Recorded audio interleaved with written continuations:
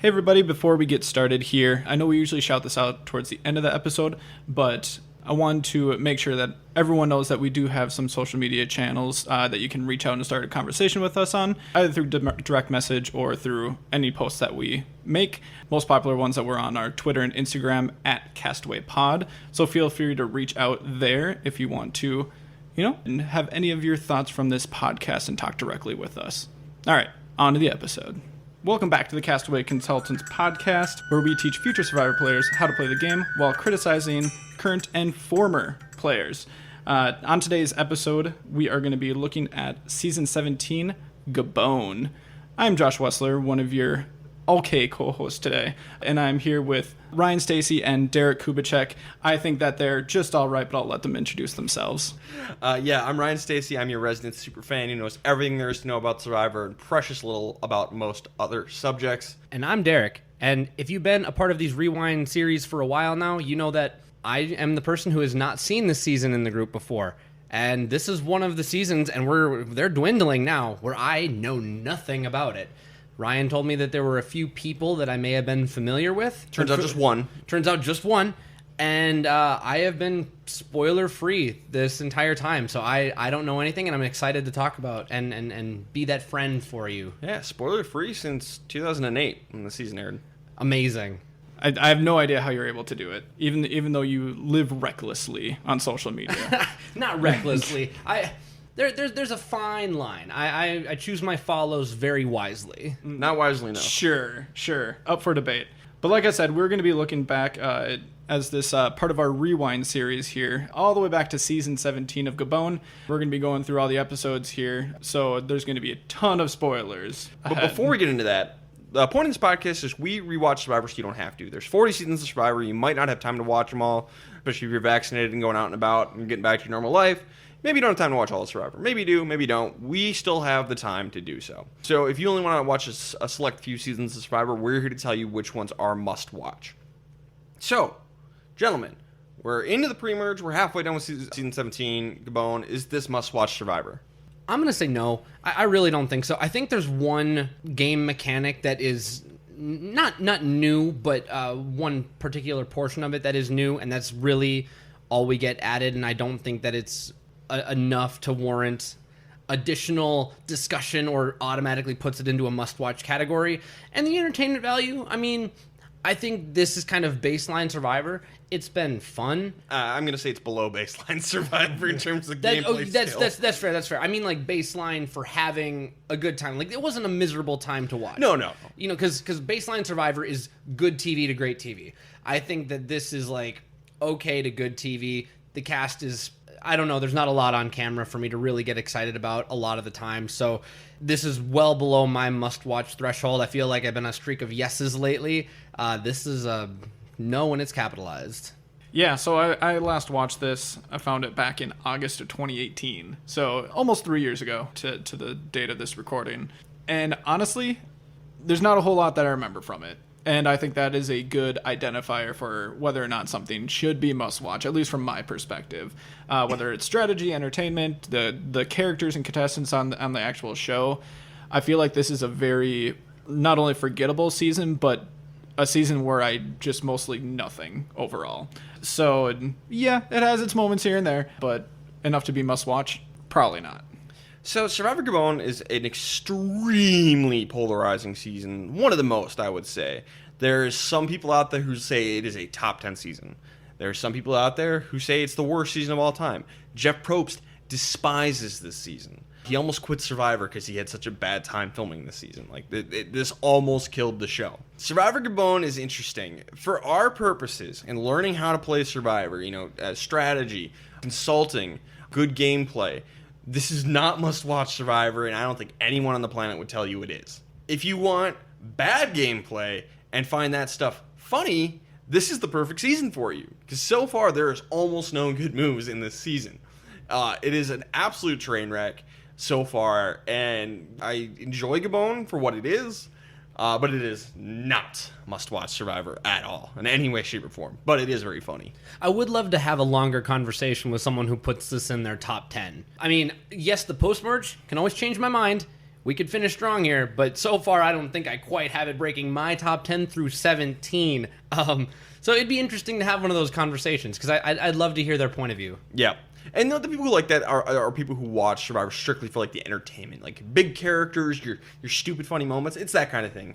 And I'm not knocking that for anybody. Oh, definitely not. You know, you can like Survivor for whatever reason you want. You can like television for whatever reason you want. I'm not knocking. I'm not trying to take away Gabon from everybody. I like Gabon personally. I just think it is a train wreck. Yeah, and for the record, I've also liked it, just less so than other Survivor. It's like, you know, it is like literally watching a train wreck. You know, if you watch a video of it, it's just like fascinating. You're watching this horrible disaster unfold. It's very just like Gabon, and we're only halfway through this thing.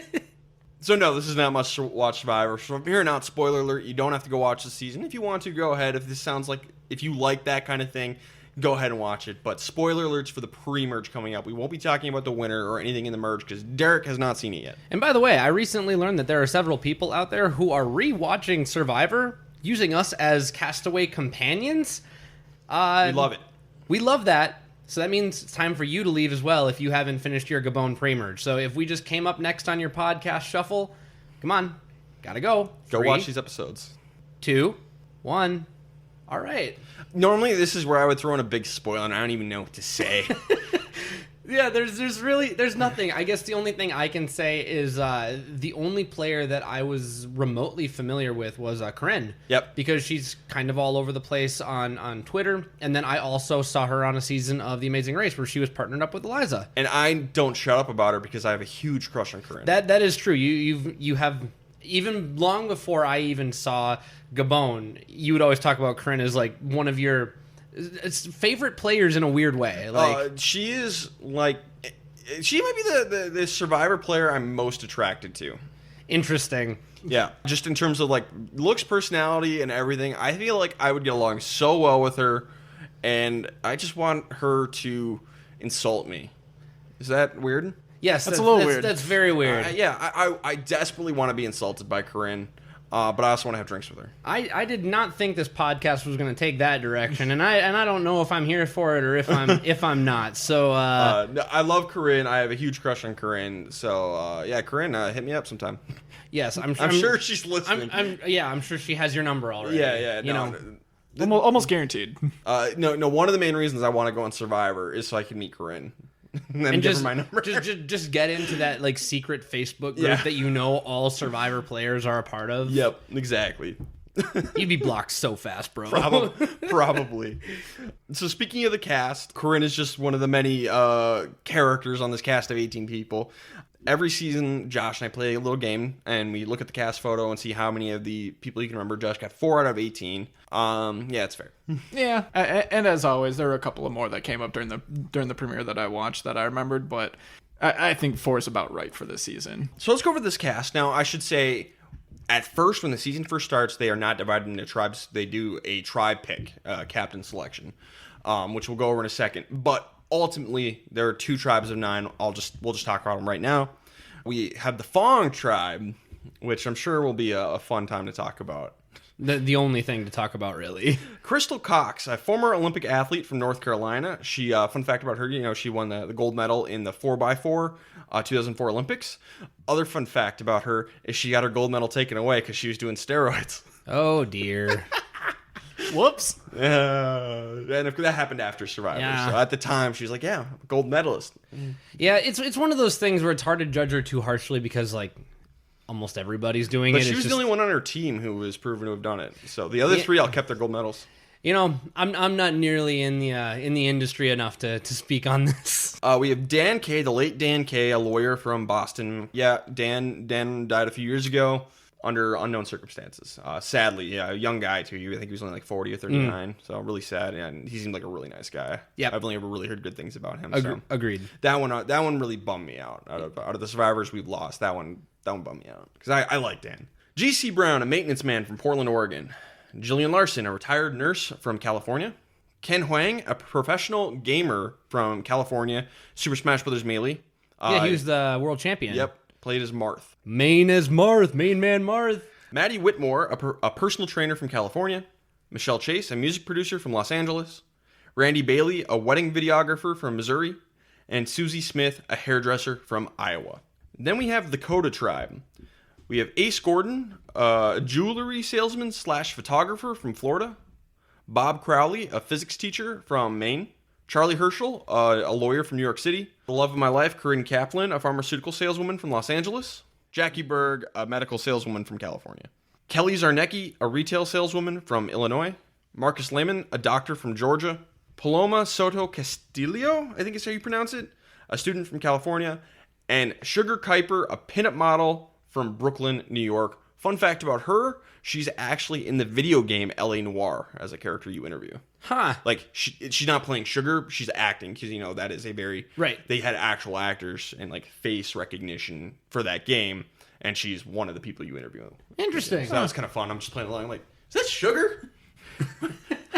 What? What are you doing here? So that is our 18 contestants of Survivor Gabon. What a collection of characters these people are. They are the cast. Yep. And not that we need to get into it, but Maddie reminded me immediately of like a default create a player in like a Tony Hawk Pro Skater game. Like, that's really funny. I don't know why. He immediately stood out to me as someone that I was gonna enjoy just default. No, Maddie's good. Maddie's good. He's kind of like the sane man of this cast. One of the few. Somehow. He's the Jim. Yeah. He's just always like looking around, looking at the camera, like, what is going on here? You guys ready to jump into these episodes? Absolutely. Yeah. Of insanity? All right, let's get into Survivor Gabon, the infinite labyrinth of madness that it is. Episode 1, wants to see the elephant dung? That was my best attempt at a Jillian accent. Yeah. All right, so tribe captains, we're doing the same thing we did in Survivor Thailand. The two elders, the eldest man, the eldest woman, they're going to be the team captains, and we're going to do a schoolyard pick of the tribes. The twist is you can pick anyone, man or woman. So it could have potentially been men versus women. It could have been 8 men and 1 woman on a tribe, you know. But it ends up being 4 and 5 on each. Bob and Jillian are 2 tribe captains, and we do a schoolyard pick. And this is the last season we are ever going to have a schoolyard pick because how badly it goes. Both times they do it in this season, it is an absolute cluster F. If you guys were doing a schoolyard pick, would you guys pick like the strongest people or maybe the weaker people? Well, strength comes in all different forms, Yeah, Ryan. okay. But I would definitely like to have a variety, and I would probably start with the most obvious traits because you can't see into people's minds to know what their personality is like. So I'm gonna probably start with the people who are the biggest and the strongest. Should Susie, a 40-year-old hairdresser who doesn't appear to be very athletic, be the 3rd person picked overall for our tribe? No, I take that back. Not counting the captains. So she's 1 person picked, then Susie. Should Susie go in that spot? Probably not. Yeah, but she's going to. Yeah, just to echo what Josh is saying, I think you have to look at the people that you can potentially choose, and you have to see, okay, what skills, what characteristics are scarce and valuable. And in early game Survivor, when you have a lot of team-based challenges that are strength, you should probably hoard those resources as best you can and not pick Susie second. And I want to make it even more clear on Fong. There's been no strong guy picked for that tribe so far. Jillian picked Crystal, who looks like the strongest woman on the board. Fair enough. Sure. Crystal picked Susie. You want one of the muscle guys in your tribe. At least. You'd think.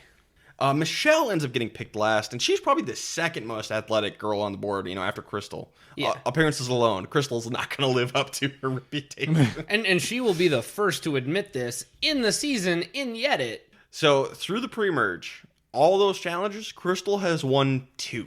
Yeah, it's hilarious. Regardless, Michelle gets picked last. Now, again, if you get picked last in Survivor, listen, somebody had to come last. Have a good attitude about it and try and spin it and try and do something funny to the camera. And that is it right there. Good attitude. So the rumor is there's always the pre-game stuff that happens before Survivor. You go out to the location, spend a few days out there. You do like press interviews. You do your cast photos. They do medical examinations, stuff like that. You spend a few days out there before the game starts. You're not allowed to talk to anybody. So you can but you can share glances. You can silently possibly communicate. There is game going on pre-game. And, we're not the people to talk about that because we haven't played. Yeah, and also we try and stick to the edit that we're given. What we're given. I think Michelle's attitude was coming out even in the pregame, which is why she was picked last. Because I think what I've heard is she had a very bad attitude. Nobody really wanted her on their tribe. That's why she was picked last. So pregame, you got to remember, you got to have a good attitude even in the pregame. Mm-hmm. That's insane. Well, I mean, even in the interviews, when you go for a final casting call, sometimes you're sitting in a room filled with people, some of which may end up on your season. I have read several times where people were like up there in the top room, ready to go into the office with the producers, and they recognize people who would eventually be on the season with them. Yep. You're always playing Survivor. You're always playing Survivor. So the opening challenge is a reward challenge. It's just like a race up a hill, basically. But there is an individual immunity necklace at the top of the hill, one for each tribe. First person to get up there wins. Marcus and GC both get it. Fun thing we see along the way is Jeff is running alongside the course. Yeah. Looks a little winded. Yeah, it felt a little bit like Jeff of old just for a second where, he'd get down and dirty in the challenge with them, but then he stops like halfway through and is like, all right, we're going to take a break here, and then we're going to get up to the top of this hill eventually. This is the type of thing like where you would normally see him just like getting like, I don't know, something like a four-wheeler or something, just like drive by. But like, no, he's just full on running on his I would have own. loved to see him drive by in a four-wheeler just right alongside him. Like a dirt bike or something. And Jillian slowing the tribe down and then floors it away. Thanks, Jeff. Coda ends up winning reward. Oh, Coda won a challenge? We'll never see it again. No, we'll never see it again. So Coda, they get to work right away, and Bob immediately shows how useful he is, because he's the oldest guy in the tribe. Easy first boot, potentially, but he's climbing on the roof and like fixes their roof almost single-handedly. Yeah, this is a really good move. We've always said that if this is your particular demographic, especially relative to your other tribe members, be very useful. And in fact, it might even just like be proving that you're a neutral and not some kind of drain on physical or emotional morale of the tribe. And he goes above and beyond. So good job, Bob. He's basically kind of the Boy Scout of the tribe. Absolutely. Just like the wilderness expert. Yeah. So one thing I should say is they were given, kind of like in Survivor Africa, they were given huts because materials are scarce. So they were given basic huts to start with, but the roofs are basically just crap, so you have to fix the roofs. You don't have to build a whole shelter. And reminder, as it was in Season 3 with Africa, the wildlife here is nothing to mess around with. Like, you don't drop these people out here with nothing. Yeah. That's not a good idea. On the other tribe, Fong, Jillian annoys everyone by talking about elephant dung. Well, who wants to see the elephant dung? We can eat elephant dung. There's things in there we could possibly eat. I'm trying to do a British accent. She's from South Africa. It's terrible. Ignore me. And she was saying, like, you can squeeze it and you can drink the water. And I'm like, this Day is one! Day one. This is not a day one thing. Like, why don't you wait until I'm dying? And then Ken and Michelle, they're going off to eat termites together. I mean, sure, I guess if you really want protein, but again, it's day one. You don't need to, like, absolutely do this if you don't need to, but also don't go off on your own. And for the record, I'm okay with going off and eating termites. That one's fine. I think asking people to eat elephant poo is definitely a bad move. Yeah. That is not how to get in people's good social graces. Going off in a party of two, I do think is risky. If you're inside of the camp and you're gathering firewood, I don't think it's that big of a deal, but like we are always advocates for around here, always try and stick with the majority. I don't ultimately think this is going to amount to anything, but No. Anyway. On Coda, Ace is a very bossy, kind of takes charge of his tribe and annoys pretty much everybody. Yeah, don't do this. Don't do this. But Marcus and Charlie, they make an alliance, and they agree to sit back and let Ace dig his own grave. And this is a duo I love. So Marcus is kind of like alpha doctor man, but he's like taking a step back, and he's not going to be the alpha leader. And Charlie is gay and is in love with Marcus. And it is just a hilarious comedic duo. It is, and I think we don't get much of Coda, honestly. No. Because, I mean, They win almost every they challenge. win almost everything, so we don't get to know almost anyone, but the Onion Alliance in general, every time that they're talking with each other, it's usually entertaining, and Charlie has some of my favorite confessionals of the pre-merge. It's usually just talking about how gorgeous Marcus's eyes are. Or how grateful he was to stay on the same tribe. Yeah. Yeah, it all started with Charlie being picked by Marcus. Yep. Yeah, and he was so excited. Love at first sight. And, to Marcus's credit, it's 2008. It's a different time. It could have gone very badly. Marcus is like, hey, that's cool. I mean, I don't really roll that way, but, it's all good. Yeah. It's like I don't foresee a relationship forming here, but yeah, whatever. Beyond well. I mean, I believe they're still very good friends. So it was I would great. hope so. And I'm happy to hear that because I love both of them. Yeah, they're great. Randy over on Fong gets injured when he hits his head on the shelter, and medical's got to come in and give him like 3 stitches. I mean, it's dark. Be careful. Be careful out there, folks. Mind your head. Mind your head. And Michelle, like I kind of alluded to earlier, she's freezing, she's miserable, she's negative. Nobody besides Ken really likes her. Just not fun to be around. Like, yeah, Survivor's not going to be all fun and games, but yeah, people don't like a really negative person. Yeah, and anyone who's going out there who doesn't have, I don't know, and like a better way to say this, but like a lot of meat on their bones, where like you are more affected by the chill of the night sort of thing. I don't know how to tell you to just like be tougher, but just remember that Tina Wesson is your idol, and she should be, because she weighed either the same or less than you and never once complained. Courtney Yates made it to the end. Yes. Find someone to cuddle up to.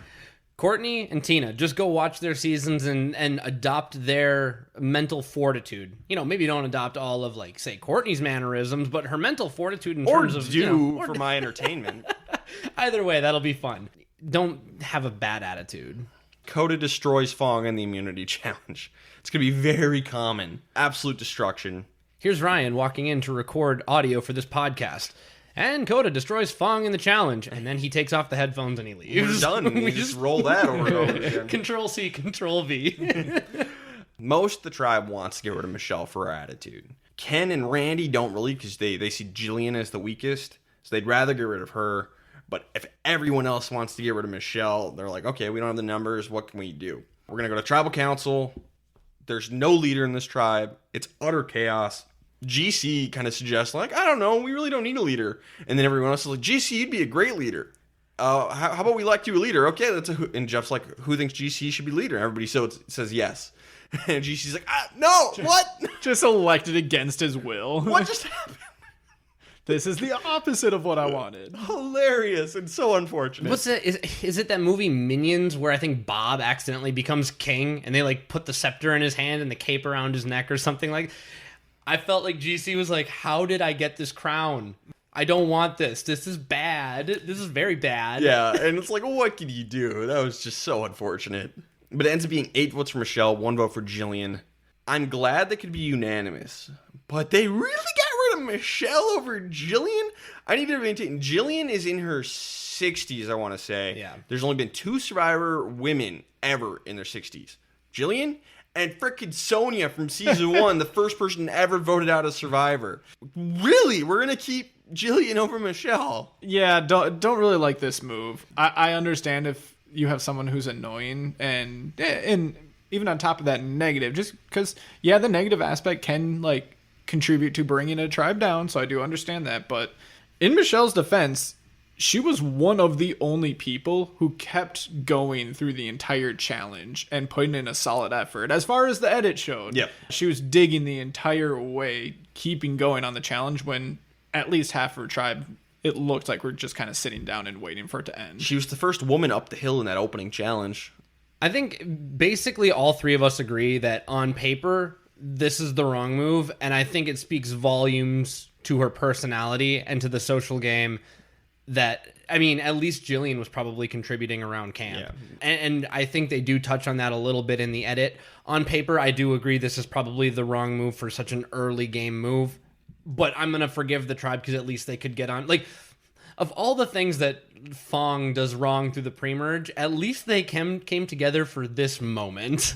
One thing that doesn't annoy me about the season is in the previously on Survivor, Jeff dunks on Fong every opportunity he gets. And I think I even messaged you guys about this, where I was kind of getting sick of it. Even when they did things that I thought were like smart given their crappy situation, Jeff is like, they're so stupid. Why would they do this? I'm like, Jeff, do you not understand basic fundamentals of Survivor? Because like you just dunked on a good move, and I hate that. There's quite a few times throughout the season where Jeff dunks on Fong for no reason. He's trying to force a narrative that Fong is the worst tribe ever. And yeah, they suck, but they do some good things. And they're really trying to force the narrative in there. But yeah, Jeff, almost quit the show after this season. He had a miserable time filming this one. Just take it out on a tribe, I Yeah. guess. If that is the case, it absolutely came across, because why would I otherwise reach out on our little Castaway Consultant messenger and say, like, what is Jeff doing? Why does he seem angry all the time? He seems so angry this season. I mean, irritable at the very least. Like, he's well composed, he's good, and then just any little thing just sets him off. Kenny is going to have a fantastic move in this pre-merge later on, and Jeff is just going to dunk on him like, oh, look at the guy from Vaughn doing this stupid move. Like, no, that was a great move. That was a really intelligent move. So we'll get to that. Yeah, we'll get there. We'll get there. Yeah, Michelle must have just been even worse than the edit showed. Like, Right. And I think they probably tried to give her a decently positive edit to make Fong look stupid. I'm sure they must have cut out some of her worst moments. That wouldn't shock me at all. But it's clear we're past the era of Survivor where they want it to be as tough as possible, because Jeff gives the tribe Flint after Tribal Council. Yep.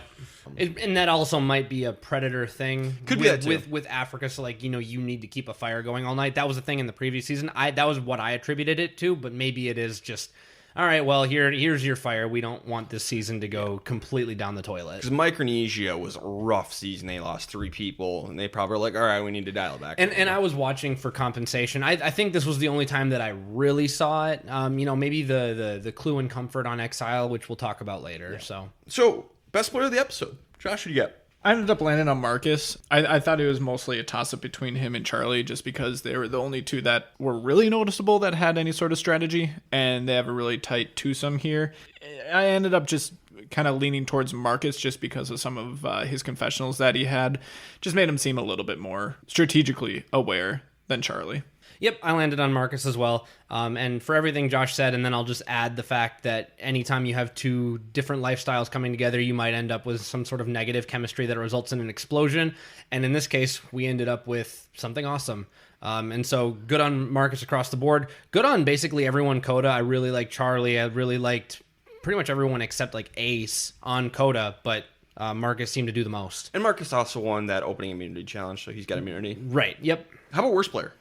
I had Ace. He was the most annoying, and not only did it come across just through our screens, but it came across through confessionals, specifically, like we said, with Marcus and Charlie, where they're good on them, letting him dig his own grave. There's obviously a negative side to that conversation, and it's Ace. So I'm going to give a dishonorable mention to Kenny for being so closely associated with Michelle, but he redeems himself by not saving her, not lobbying too hard to keep her around, and ending up on the right side of the vote. Therefore, I landed on Ace because not only is he irritating everyone, but we get a whole confessional segue dedicated to him kind of just being a tool by which other people keep the targets off their own back. Yep, it's Ace. Agree completely. Now, this episode was a 2-hour episode, so there was 2 boots in this episode. So normally this is where we would talk about our winner picks, but since this originally aired as a 2-hour episode, we're going to go through the second part before we do our winner picks. Sure. So, yeah, this was like best of the first half of the episode. Yeah. Part 2. Charlie and Marcus form the Onion Alliance. Because it has layers. Yeah. The alliances are like ogres. They stink? No, they have layers. I'm sure they also stink too. Yeah, especially after 39 days. I would not mind calling this the Shrek Alliance, but apparently it's canonized as the Onion Alliance. Yeah. I love both. It's the Onion Alliance. They bring in Jackie and Corinne as well, and they decide Bob will be the 5th auxiliary member. He's not really in the alliance, but they'll use him. I'll say I don't even think they, at least on screen, show them talking to about this. They do it in the next episode. Okay. GC starts to try and be the leader. He's delegating tasks. He's trying. That night, because there's people are snoring in the shelter, he stays up and he's like cutting wood or whatever. And he's loud, so other people get up and join him. And everyone starts talking. And this annoys Jillian. He's like, hey, can we keep it down? And GC just like blows up at her, and instead he quits being a leader.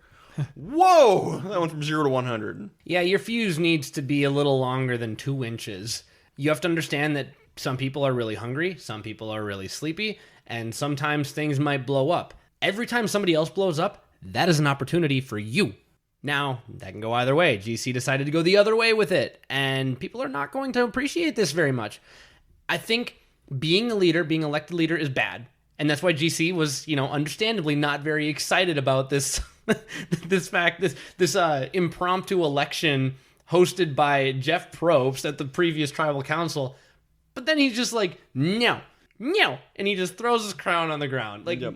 And everyone, this bugs everyone. So probably don't do this either. I think the best thing you can do is, like, try and shed it slowly. Like, listen, I'm not a leader. It's delegation, making sure that everything gets done. I don't think I'm the leader. So it's more of like a slow shed at that point. Yeah. He kind of does the worst of both worlds there. Yes. Guys, Coda's going to win immunity. But this time it's a close one, okay? So Coda doesn't destroy Fong here. It's very close. Jeff. But Exile Island is back, and they get to choose someone to send to Exile Island. And they chose Dan. But why?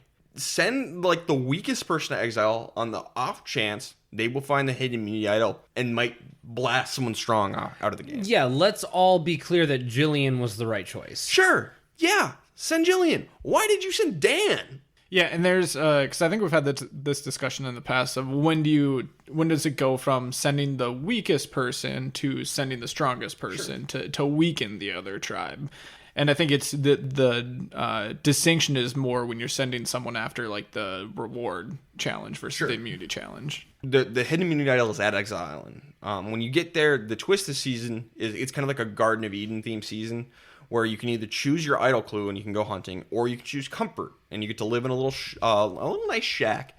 You get a hammock, you get a little bit of fruit more as the show goes on. Like the first time you just get an apple, but each subsequent time there's more and more food there. And you just get to chill and have like a little mini vacation for a few days. I like this concept. Yeah, it's visually appealing. And give choices. We like choices. There is a right choice every single time. Yep. And I think this was production's response to, like, hey, you can't just send someone strong there to weaken them all the time. Mm-hmm. Like, we're going to nullify that a little bit because we want people to generally be able to perform. I felt like this was a great adjustment from production. Sure. It's a good medium. I like it. This is probably my favorite incarnation of Exile Island. It's my favorite so far. I will agree. We only get it a couple more times. I think 2 more times after the season. So I think this is my favorite, though. Dan picks clue, does not find it, comes back to camp. Everyone is suspicious. Poor Dan. At Tribal Council, everyone like calls out how they're suspicious when he just dumps out his bag. He's like, "No, I don't have it. Please don't vote me out." Yeah, and by the way, when you're going clue hunting or you're going idol hunting, I don't think that almost anyone would have the same issue that Dan had, where he just kind of overthought it. Yeah. Like, he's like, where could this sand pit be? It's like, this is a very large sand pit. It was the first clue. I don't blame. And it's a very large area. It's a too. big area. Yeah. So it's fine. You don't know what your boundaries are. This is a really cool Survivor moment. GC and Kenny use Randy's glasses and make them into fish hooks. And they catch fish with this. This is awesome. We don't really get stuff like this too often on Survivor. People using their personal items to survive. Yeah, and this is immediately after Coda gets fishing gear from a reward challenge. Yep. So they're just like, yeah, screw them. We're gonna make our own fishing gear. We'll fish anyway, and it works. So this was really cool. We'll catch our own fish with blackjack and hooks. Yeah, yes. Exactly. I mean, I'm sure Jeff won't give them any props for this because this is so long forgotten by the end of the pre-merge, but this was a fun Survivor moment, genuinely. We're going to go to Tribal Council, and it's 7 votes for Jillian, 1 vote for Ken. Just Jillian tried to get Ken out, but it wasn't going to happen. So I think that Jillian was 100% the right move, but I want to say this. Jillian, please read me a children's book. I want you to start a Spotify channel where you just read children's books. You have a very calming, soothing voice, and I love it. She is very well known in the reality TV community. She hosts a big event every year in her hometown or her town, Temecula, California, called the Reality Rally, where they get a whole bunch of reality stars together that you can, and then people join their teams. You know, you're on a team with some reality stars, and you compete in competitions for charity and stuff like that. That's really cool. I didn't know that. And she still does this? Yep. What a random host. Josh, you get for best player of part 2 of episode 1. I'm going with Marcus again. Basically, I'm focusing in on this Onion Alliance, and the only reason that Marcus stood out over everyone else is because he seemed like the main liaison between the subgroups. of people. With like Jackie and Corinne and yeah, Charlie. between him and Charlie, Jackie, and Corinne. It seemed like he was the one that was mainly talking with them and really extending the invitation more than anything. So that's really the only distinction of why I picked Marcus. Yeah, I fell on Randy for this particular half of the episode, focusing on the Fong side. As a tribe, they were not overly dysfunctional this episode at all. They lost a close immunity challenge, and then they ended up catching a fish despite not having the gear.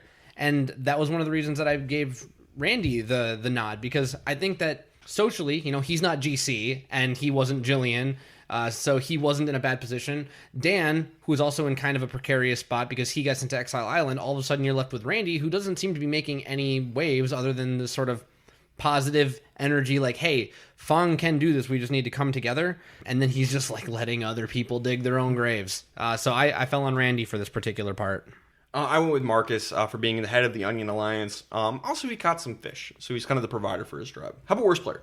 Going with GC. One, he was annoying, woke people up at night, and then ultimately he ditched his leader role in A Blaze of Glory. I know it's not really the situation that you want, but when it just kind of falls into you like this, you just have to roll with it and do as best as you can with the situation you're given. Yeah, it's GC, and I'll just emphasize his blow up with Jillian. I think that could have been handled much differently, and had he done that differently, I don't think he would have caught nearly as much negative backsplash. Yeah, if you get elected leader against your will, you got to roll with the punches, be the leader, try and get rid of it as best you can, and the best you can really do is try and make a really unified tribe, and hopefully you'll go into the merge strong and roll everyone else out. You don't want to be in that position. But if you get put there, there's not much you can do. GC handled it about the worst way he could have. Now we can finally get into winner picks. So, Derek, who is your winner pick? I landed on a couple possibilities. I think one of the more obvious ones, based on alliances alone, could be Marcus. He's on a strong Coda tribe, and he, as Josh already so eloquently put, is the main liaison that kind of ties everything together for that Onion Alliance. But from an editology side, just based on confessionals and, perhaps where those confessionals were, I was actually picking between two different people. Corinne, because she had this glorious villainous edit where she said, I don't care what I need to do. I don't care about your feelings. In fact, I will laugh if I need to do something horrible and cut you. And I'm not going to fall on her because that actually, I think, sets her up for a glorious downfall, but it means she will go far, I think. I landed on Randy. He had the first overall confessional, and by the way, we don't really know anything going on the Coda tribe, and at least I can see Randy being in a good position on his tribe. He talks about wanting to be flexible and adaptable, and we haven't not had a tribe swap, I think, since season 10, so he's going to have a new opportunity eventually to make up some ground, and between all of the edit and the confessionals, I landed on Randy. All right. Josh, do you remember who your winner pick was back in the day when you first watched this? I do not, but I have a feeling that I think I'm gonna pick the same person. Along with Derek, a couple of finals that I had were Marcus, Charlie, and Corinne from the Onion Alliance, and then just to get someone in there from Fong, I did like Maddie, just because he seemed like a real good team player, and then I was gonna say that I liked Dan, but that was before he came back from exile. So cross Dan out that list. He's not one of my finalists. Ultimately, I am going to go with so far the lead guy here in the first two episodes with Marcus. I'm taking the bait. Hopefully it will work out for me. But we've seen in seasons past that this type of Survivor player can win the game. So I'm not completely afraid of picking them as a winner pick. Hopefully it works out. If I'm so bold as to make comparisons to prior seasons of Survivor, this is not the Andrew Savage pick. That would have been Ace. Yeah, totally. Marcus is the Burton pick if we're looking at Pearl Islands. Sure. For me, my picks are based off who I picked when I first watched the season. I was a freshman in high school when the season aired. I was very into Super Smash Brothers, so I picked Ken. Yeah. Good old Kid Ryan. But now I would go with Randy. I think he's gotten more editing as opposed to Marcus. Like, we know a little bit more about him. He's definitely, so far, seems to be the sanest guy in the Fong tribe. And I really like how he talks about the game in this first episode and how he's like, these people are idiots, but, gotta work with them and pretend I like them. Right. That was exactly what drew me to Randy. I would have gone with Randy, but that's not what the game. Ken is my pick. Locked it in. All right. We'll see how these go. Episode 2, she is obviously pre-op. This has not aged well. let's not talk about it. This is where Jeff throws just so much shade at the Fong tribe, and it kind of annoys me, whatever. But not completely without merits, because Fong is half out of rice already. They've eaten half of their rice after 6 days. Randy's like, hey, maybe we should just eat 2 meals a day instead of 3. And GC doesn't like that, and they fight. Yeah, this is a pretty fringe opinion, apparently. And I don't even know what the normal amount of food, like, or like the eating schedule of just like a typical Survivor tribe is. But if I had no idea what that would look like, and I was going into Survivor, I wouldn't assume that I'm eating 3 meals a day. No, I going even in, if it's just rice. Going in at the start, I assume maybe 2. I think Randy even says on camera, this is Survivor. Yeah, you're not going to get as much food. It needs to be properly apportioned. And Randy is one of the few people going into the season who was like a fan of this show beforehand. Sure. There's now not a ton of like big Survivor watchers this season. Randy and Charlie are big fans. I want to say Jackie, but I don't think there's a ton of other ones. A lot of people who hadn't really watched Survivor before. Some people didn't know what they were getting into, clearly. Kelly and Paloma make an alliance, and Ace and Sugar make an alliance. Well, that's great, except that's 2 out of 9 for each of you, and there's a whole onion thing happening, so, good luck. They'll do it. It's fine.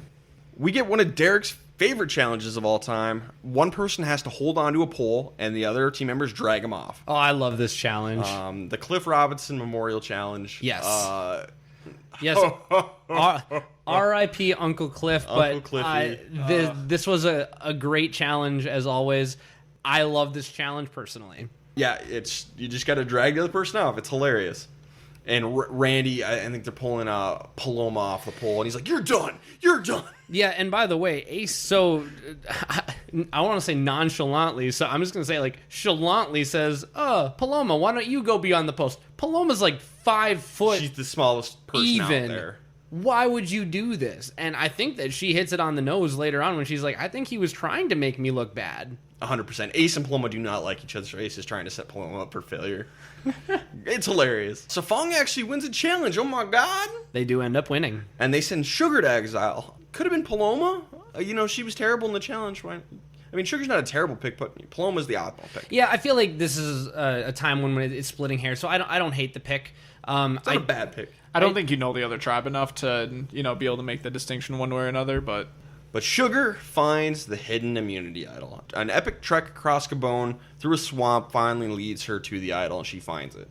It's pretty impressive because, yeah, she's definitely someone who did not watch Survivor before this. I was not expecting her to find this. No, I don't think anyone was. I don't think Sugar was. Back at camp, Ace is really obvious about wanting to keep Sugar in the game. And he's like, yeah, we should get rid of Paloma and keep Sugar. Like, she'll listen to us. Anything we tell her, she'll do. And everybody's like, oh, he wants to take Sugar to the end because he'll beat her. Don't trust Ace, everybody. Which is insane because we're, the 3rd episode in, and they're already talking about people they're bringing to the end. So, it's interesting. I was just recently on Twitter in a very brief conversation about Survivor, about the marriage of the social game and the strategic game. And I think some pretty well-known survivors, Sophie and Christian, were saying that those two are inextricably linked. Mm-hmm. I think this is actually where they divorce. Ace, this is a pretty good strategic game, but the way that you are executing it socially is awful because everybody knows it. They're like, good strategy. But here's the thing, you have to be a little sneaky with it. This is where this divorces. So like Ace clearly not a 0 on the negative side. He threw Paloma under the bus.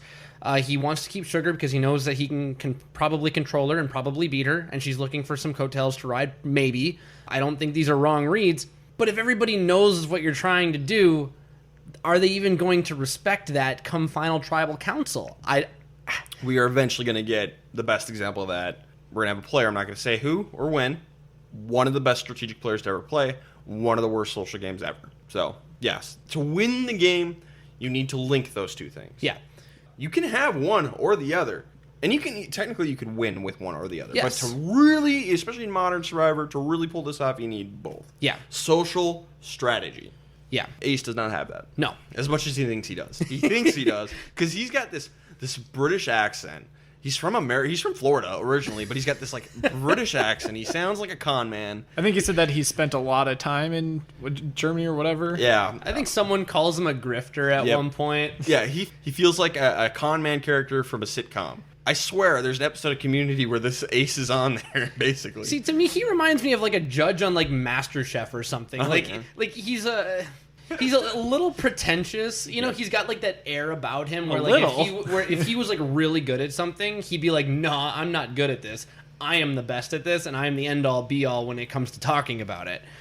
You need to have less hubris if you want to be more successful at Survivor, or you need to be better at hiding your hubris if you want to be successful at Survivor. Now, granted, we say all this. I think I would get along with Ace very well. Oh, I think that Ace is honestly a great person. I just think that his personality doesn't work well for the early game of Survivor, and I don't know that it would play well with a jury. Maybe if he was on a UK version where it was all British people and the accents weren't an issue, you know, he might do a little better. I really like Ace. I think he's one of my favorite characters this season. So now I would watch Ace on his own travel show. Sure, Ace should be fun. If he wanted to just like travel around and experience different things, I would watch the heck out of that show. He's another one I'd be totally okay with, like reading a children's book to me. I also agreed. So basically anyone with an accent? Basically, yeah. But he's got a very smooth accent. I really like it. We get a slip and slide immunities challenge, but the last piece is a hero challenge where one person from each tribe has to do a math puzzle. Looked pretty tough, too. It's Bob, the physics teacher, versus Kenny, the professional video game player. And I think my dad lost his mind when the video game player won. Because Kenny's gonna come from behind and beat Bob. Bob blows his lead, and Ken wins it for Fong. Fong has won 2 challenges, and that is all Crystal's gonna win in the pre-merge. That's it. We're done. We're done. Close the book on it. Sugar tells Ace she found the hidden immunity idol. Bad. Yeah. I mean, good on to Ace for having this really close connection. Yeah, good on Ace, bad on Sugar. Yeah, bad on Sugar for proving Ace right.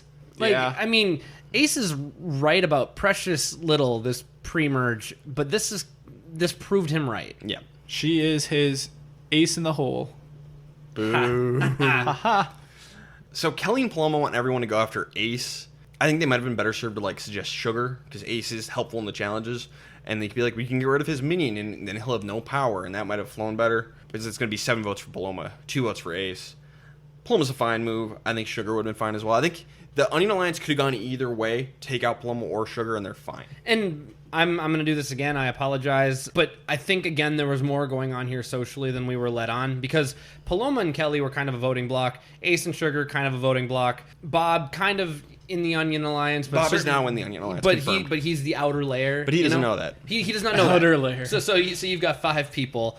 And I'm thinking that they're like, okay, listen, I think that Sugar and Ace, at least together, we want to keep Ace happy and engaged right now because he's contributing heavily. Let's just get rid of this voting block that has a little bit more of a negative attitude. We didn't really see it much. Paloma seemed to be doing just fine in fighting for her life and everything like that. But we're going to see Kelly later on. I know this is, results-oriented thinking. I apologize for jumping ahead, but when in doubt, keep the people that you get along with better. I wouldn't call it results-oriented thinking. I would call it context clues. Sure. I think it's also important to be thinking a little bit ahead about a potential tribe swap and everything like that. And if you can make, especially Ace and Sugar here, feel like they're part of your alliance, even if they are the outer layer of it, then if something happens, maybe they can stick together and ride it out. Yeah, so who will betray original Coda in a tribe swap? I do think that Paloma was a risk to jump. Yep. And by proxy, Kelly as well, if they end up on the same side of a tribe swap. Happen. What's going to happen? So, I like this vote. Yeah, it's fine. For the majority. I think you could have gone either way, and it's fine. And the reason you wouldn't target Sugar is that she might have the idol. Sure. Best player, I had Corinne. She's the one who pulled Bob into the Onion Alliance, and she eliminated Paloma. Yep, that was 100% it. I agree. For those of you who don't know, if you, for some reason, haven't listened to the first, 32 episodes of this podcast, is Josh does not watch every episode. He watches the premiere, the merge episode, and the finale. If we have a tie on any of the episodes he doesn't watch between best and worst, Josh is the tiebreaker, and we both have to present our arguments. But if we both agree, Josh gets to do nothing. I just continue to sit here and look pretty. It's true. Worst player, I had Kelly. She ends up calling out Ace pretty hard at Tribal Council. Ace gets roasted at this Tribal Council by Kelly and Paloma. Don't do that ever. Never roast someone at Tribal Council unless you're on the bottom and you're about to get voted out. Then go nuts.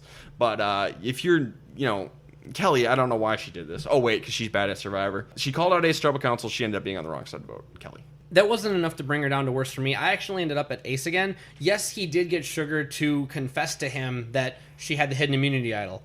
But again, everybody who's actually a power player on this tribe knows that he's a sneak, knows they can't trust him, and knows that they're just going to keep him around for as long as he's convenient, and he continues to dig this hole of having absolutely zero self-awareness. Like, sure, he called one half-court shot with Sugar telling him about the hidden immunity idol, but if you only shoot half-court shots all day long, eventually your team is going to get sick of you. So I landed on Ace. But he was successful at convincing his tribe to keep both him and Sugar. The only reason that doesn't play it in for me is because Sugar could have had a hidden immunity idol, so even without Ace convincing them to keep Sugar, the Onion Alliance, not being stupid, would be like, it'd be a real shame if one of us got voted out because we targeted Sugar for no reason. And by the way, I have a dishonorable mention to GC for his handling of literally everything over in Fong, but Fong was not a train wreck this episode, which is why he didn't get it. So Josh, who is it? Is it Kelly or is it Ace? I'm going to side with Ryan here and go with Kelly. Derek makes a decent argument, but in the end, Ace was able to, 1, get information from Sugar, and 2, keep both himself and Sugar in the game. All right. Episode 3, it was like Christmas morning. Dan, Susie, Maddie, and Randy all make an alliance. Ken, GC, and Crystal also make an alliance. Wouldn't it be a shame if some of these alliances were torn asunder? Poor Maddie's going to get separated. He's finally in a group of 4. Dan, Susie, Maddie, and Randy. The 4 kind of sane people-ish on this tribe. And Maddie's going to get separated from all of them. Womp womp. We're getting the tribe ranking Tribe Swamp, which I really like. Everyone is given a piece of paper, and they have to rank the importance or usefulness of their tribe from best to worst. And those results are consolidated, and the final results are shown to everyone. By the way, I would fill this out to mess it up so badly. There might be people listening right now who have seen The Circle on Netflix, and I haven't seen season 2, but season 1, they do this thing where they rank order people for popularity, and there's a moment where someone could have basically guaranteed themselves the game if they would have rank ordered it out of their actual order. They ended up being truthful and ended up not mattering. But I'm just sitting here watching, I would mess this up so badly to try and keep any of my intentions disguised. So, do it. Again, there's 7 or 8 different people's results being tabulated together. I don't know how much you can mess it up. But here's the final results for Fong Tribe. In order from best to worst is Maddie, Dan, Randy, Crystal, Ken, GC, and Susie. Womp womp, GC. The Coda he beat out Susie. Yeah, he beat out Susie. The Coda Tribe, Marcus, Ace, Bob, Charlie, Jackie, Corinne, Sugar, and Kelly. All right? A real separation of gender roles there. Yep. And what's going to happen is Maddie and Marcus, since they're number 1, they're going to get to stay on both of their tribes. And then we're going to do a pick-em, schoolyard pick. You pick someone from the opposite tribe all the way down. And Maddie's never been so sad to be first. Staying on Fong. And again, the Fong tribe makes some interesting picks. But the one I really want to talk about is Ken. Because Ken has this genius idea where he decides to pick Kelly, the least liked person on the Coda tribe, the last person placed, because Ace tells him not to, because she sucks and she might flip or whatever. Oh, that's brilliant for Ken. He can use someone who will flip on the Coda tribe. Mm-hmm. Yeah, come on over. Because at a tribe swap, if you are in the tribe that has been weaker, the best thing that you can do now is get the numbers. It's not about winning immunity anymore. It really isn't. You can't count on that. You need the numbers. The Kelly pick here was brilliant. Utterly brilliant. I don't even remember who he had the choice between. Was it Bob and I think Sugar might have still been on the board? Yeah, that sounds right. Bob, Sugar, Bob and Sugar and Kelly. And Bob's 3, Sugar's 7, Kelly's last, and everyone is telling him not to pick Kelly. And he picks Kelly because he realizes, I can get her to flip, and we're golden. Yeah. It's brilliant. And Jeff is going to just crap all over this. Fong's making terrible decisions. Look at this. Fong foolishly picked the most useless member of Coda. Classic Fong being stupid. I'm like, no, this was a brilliant move. This was brilliant. Brilliant. Give it its props. Come on. You need to acknowledge that there are multiple ways to play Survivor, Jeff. And this is why I think Jeff doesn't understand the game and why he shouldn't be a producer. But that's a whole nother conversation we've had multiple times. Yeah, I don't know. I feel like he would have responded differently now, just because, especially in like some of the recent seasons that I've watched, I feel like he'd, instead of accusing, I feel like he would try to get an answer out of it instead, and just be like, "That's an interesting move. Why'd you decide to do it that way?"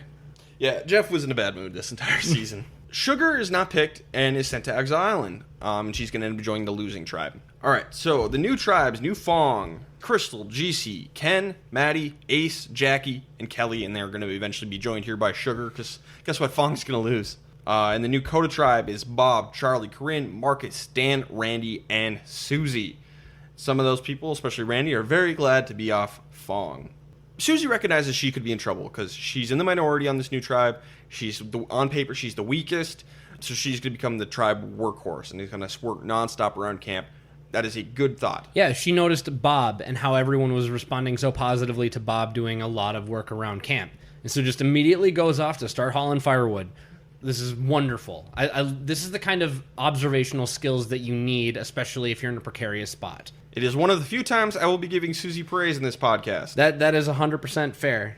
Jackie tries to make the Coda tribe like, oh yeah, we were so close over on Old Coda. We were such a close family. And Kelly's like, no, we weren't. Not at all. Y'all suck. And she's like, what? I thought we were so close. No, we weren't, Jackie. We weren't close at all. And that is music to Ken, JC, and Crystal's ears, and they pull Kelly in, and the four of them agree to work together. Jackie, you're in danger. Marcus and Randy together destroy Fong in a kind of canoeing.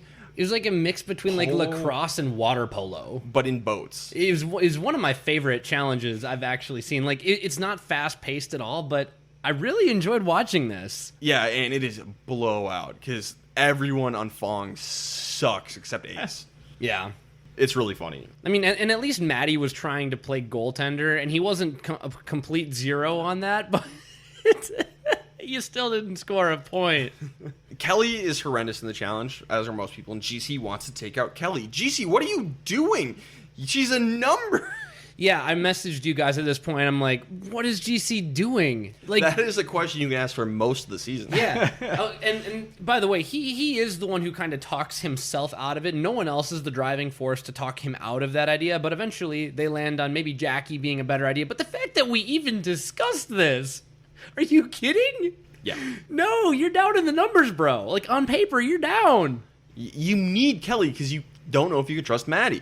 Right. Ken and Crystal are scared. Sugar has the idol, and they think she is closer to Ace and Jackie. They're mostly right. And so they want to just take out one of those two and just leave them less options. Oh, perfect! Tribal Council. Kelly does not do herself any favors, and she's like, I think I was better in the challenge than Ken and Crystal. Crystal does not like that. You just say you suck. It's fine. It's like, just... yeah, granted, both of you were zeros in the challenge, but that doesn't mean that you throw the other person under the bus in Tribal Council for being a zero in the challenge. They are your only alliance members. Yes. Kelly. Do not bite the hand that feeds you. So I really don't like Kelly. Yes.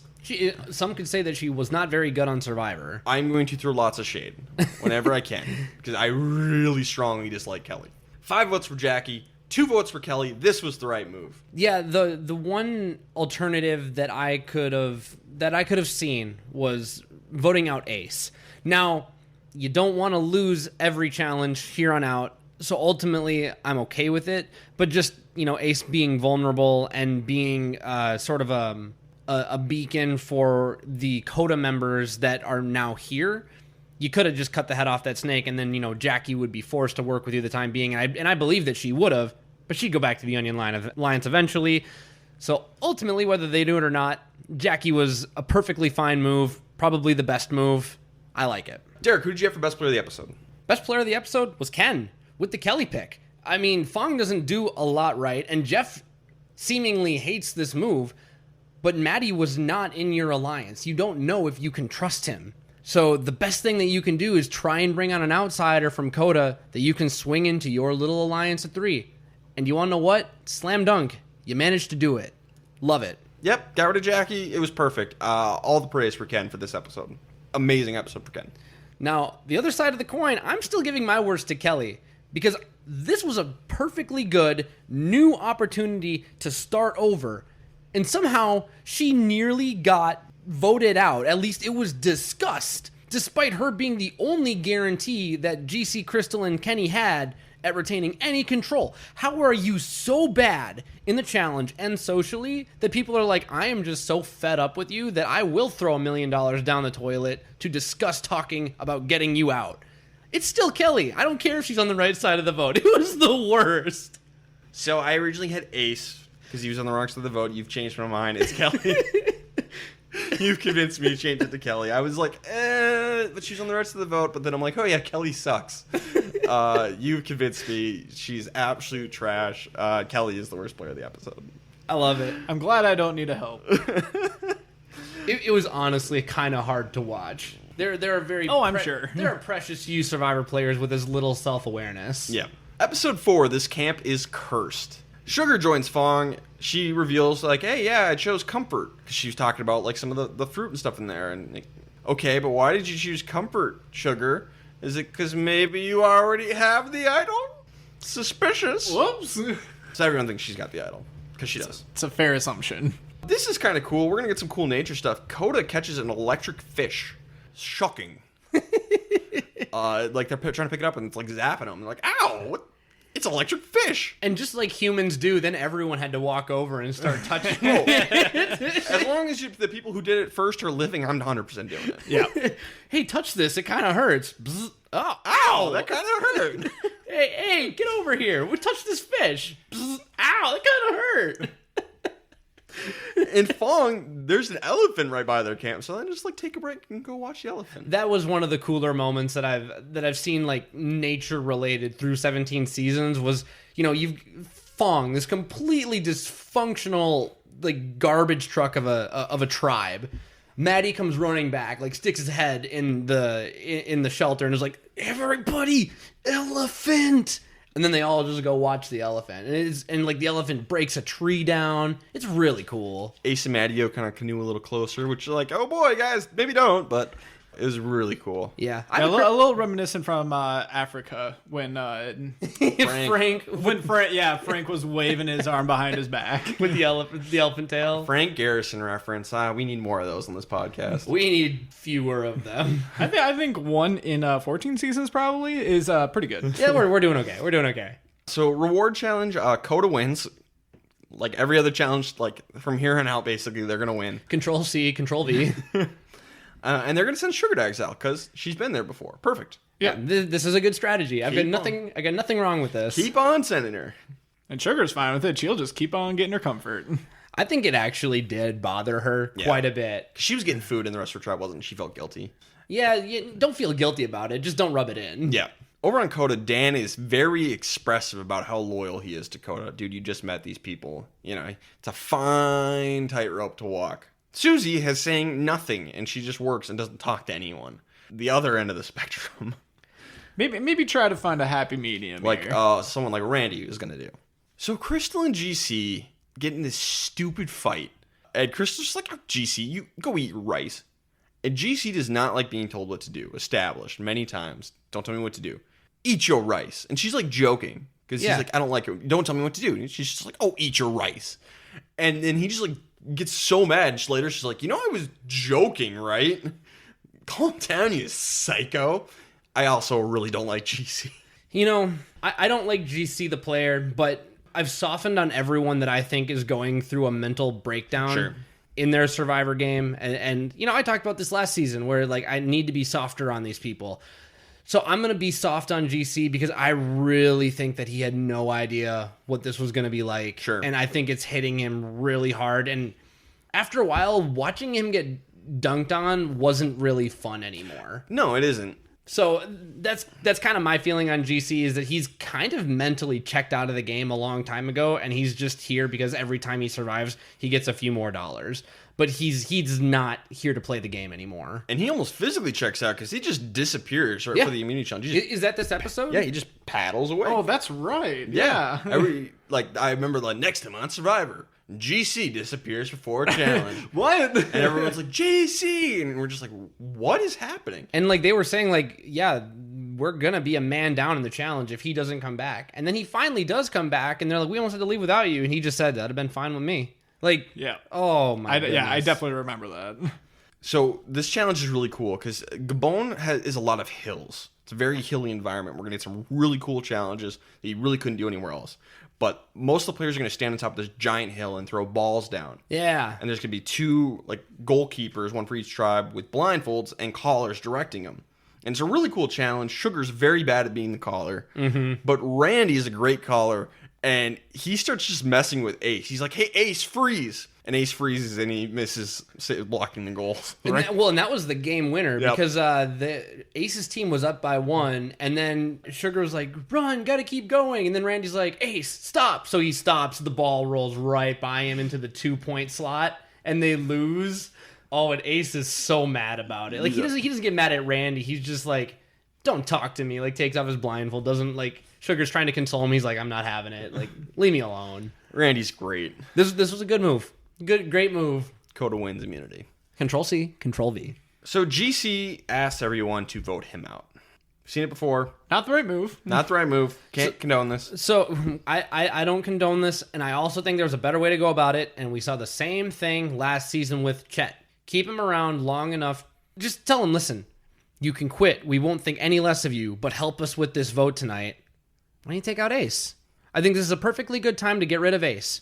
He didn't help you as much in the challenge as maybe you thought that he would. And Crystal is going to touch on this, I think, if not next episode, very soon. But, like, is he really that much of an asset if he's not much of a team player? He's always trying to play hero ball. I have a better pitch. Sugar has a hidden immunity idol in her bag. Crystal is going to search the bag and find the idol. And Crystal has the idea, well, maybe we should blindside Sugar instead, get rid of the idol. This is the perfect time. We have someone who wants to quit. We're all allegedly voting for GC. Why not blindside Sugar instead and hold GC hostage? And this is also a good move. That is the move that should have been made. It's going to be 6 votes for GC, 1 for Kelly. Blindside Sugar, take out the idol. It's like the perfect opportunity, and they're not going to do it. It's a shame. Regardless, I don't think voting out GC for the rest of the tribe. Like, again, I would have been fine with a GC quit. You know, take care of your mental health. That's fine. Obviously, you're not here, and honestly, you do more damage to the season by staying than by just getting voted out. But help your alliance, pull off a move, and then just exit gracefully. What's one more day? What's one more day? What's one more minute even? Especially to help people who, you know, even if you're not on friendly terms with them all the time, you've got to have developed closeness, some level of it. So I don't like it. I don't condone it. I wish they would have pulled off the blind side. I wish they would have gone for Ace even. I think taking out an idol was probably better if you waited it all out, but anything other than what happened. Best player is Randy for his performance in the immunity challenge. He sent Sugar to exile, and he is easily the most trusted and liked member of the new Coda, of the following people coming into Coda. Yeah, I like what Randy's doing over on the Coda Alliance. I'll just add that he specifically caused Ace to fumble the last shot of the immunity challenge and ends up causing Fong to lose once again. So I am good with Randy. For worst player, I had Sugar for telling everyone she chose comfort over the idol clue, our poor challenge performance, and she left the idol in her bag. Yep, Sugar, leaving the idol in her bag. My note is no. No, no, no, no, no. How many times do we have to say this, people?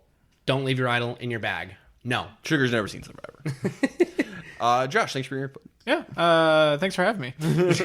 Episode 5, he's a snake, but he's my snake. Maddie and Ace make an alliance, and they both swear on each other's loved ones. Okay, that's fine, but you have to be willing to break that swear, and Maddie is not willing to do it, and that's bad. Correct. Their plan is to take out Kelly and Crystal next. Maddie, didn't you see Ace is manipulating you to get rid of Sugar, or to keep Sugar in the game? Come on, man. Yeah, you need to remember where the original tribal lines were drawn and who's still dominating. Now it's old Coda plus some of your Fong members. If you make it to emerge like this, do you want to know who's not assimilating? You, Crystal, and Kenny. So I want to talk about Maddie here a little bit, because Maddie's kind of seen as like the likable, sane man of this tribe. And yeah, he's fairly sane, but he doesn't fully understand Survivor. He is only focused on who is the best at challenges. And he fails to recognize there's a lot more to Survivor than that. This isn't soccer. You know, there's a lot more going on. And Maddie doesn't seem to get that throughout the pre-merge. Yeah, and when we said that earlier in the podcast, when you watch the edit, it's very clear that he is the sane man of this office. I mean, he is the Jim of this office, 100%. But when you're losing so much, and you've never known safety. I feel like he's like our only saving grace now is to somehow come back, go into the merge even numbered somehow, and then maybe we can work something from there. But he's so singularly focused with these blinders that everything else around him he kind of becomes unaware to. It's a big flaw, a big hole in his game. So even though I love Maddie the person, I love Maddie the character, I love him on the television screen, I think he is missing a big part of his game. Coda has some problems with the food. Dan is eating too much. Randy really likes Dan. They get along really well, but he's like, I gotta distance myself from Dan. Nobody really likes him, so I gotta let him go. By the way, how many times do we have to say don't mess with the food? Don't mess with the food. Don't mess with the food. Carried over the problems from Fong that they had. I think we found the reason why so much rice is getting eaten on Fong. What's the one constant? Sugar decides to give Ace the hidden immunity idol for no real reason. She's like, oh, well, now they'll just think that I have it when I don't. It's genius. It's genius. Now I'm going to get voted out with no protection. I have notes on Sugar's game. None of them good. What? No way. Like, don't get me wrong. I still think the worst move in Survivor history is James not playing Immunity Idol in Season 15, when he has basically a free pass to 5. But, like, I've never heard this move talked about before. Everybody thinks you have an idol, so you give it to somebody else. That is literally the worst thing that you can do. And then you put yourself in that situation? I can't actually think of a move other than James that is maybe more idiotic than that. I mean, we've talked about using the second that you get an advantage or that people know that you have an advantage to use it as soon as possible, because otherwise they're just going to target you and get you out, whether it's through flushing the idol or getting rid of a challenge because it's a threat. This is a little different. It's the worst of both worlds. Don't get rid of it and without playing it. And I'm assuming she didn't really tell anyone. No, she's like... Maybe if she announced, like, hey, everyone, I gave the idol to Ace. Target him. And what's even weirder is that, at least in the edit, Ace never even asked for it. He just said, I think everybody knows you have the idol. I think it was in your bag, and they went through it, and they saw it. And she's like, well, here's an idea. How about I give it to you? And he's like, I mean, if you want, but I'm not going to, sure. I'm not going to ask you, but if you feel like it, sure. Well, we'll play this. Like, I mean, yeah, when life gives you lemons, take the immunity idol, I guess, Yep. But... oh my gosh, this is so bad. And Ace has a confessional, but in the middle of confessional, an elephant interrupts it. It's really cool. It's like, oh, isn't that? Look at that. Yeah, I was just talking, and then there's an elephant that just come up behind me. Just turns around, elephant. See, just that's swimming. something closer to Jillian than Ace. Yeah, well, I'm not very good. I'm not good at impressions. At the reward challenge, Coda's going to win and send Sugar to exile, but Crystal breaks down and cries at the challenge, and Randy makes fun of her going, wah, wah, wah. Curmudgeon. Oh, Randy. Oh, Randy. Now, as consultants, Don't do this. we cannot condone blatant poor sportsmanship. You can get competitive, you can get a little bit fiery, not like Bobby John fiery, basically roid rage. And don't do that. Don't do this either, where you're like rubbing it in their face. Like, come on, dude, they're miserable and you're going to have to work with them to some extent eventually. But I also want to talk about, for a guy in Randy's position, he's distancing himself from former Fong very vocally. Like, I will make them hate me to prove how much I'm with you guys. Like, they will clearly not work with me. This is how much I love you guys. So, like, do I hate the move that much? No. But under normal circumstances, I would say, like, don't do this. I don't think Randy should have done this, but maybe it did something. I don't know. The fundamentals kind of break down here a little bit. We are in Gabon. The fundamentals definitely break down here. Coda's also going to win the immunity challenge. Shocker.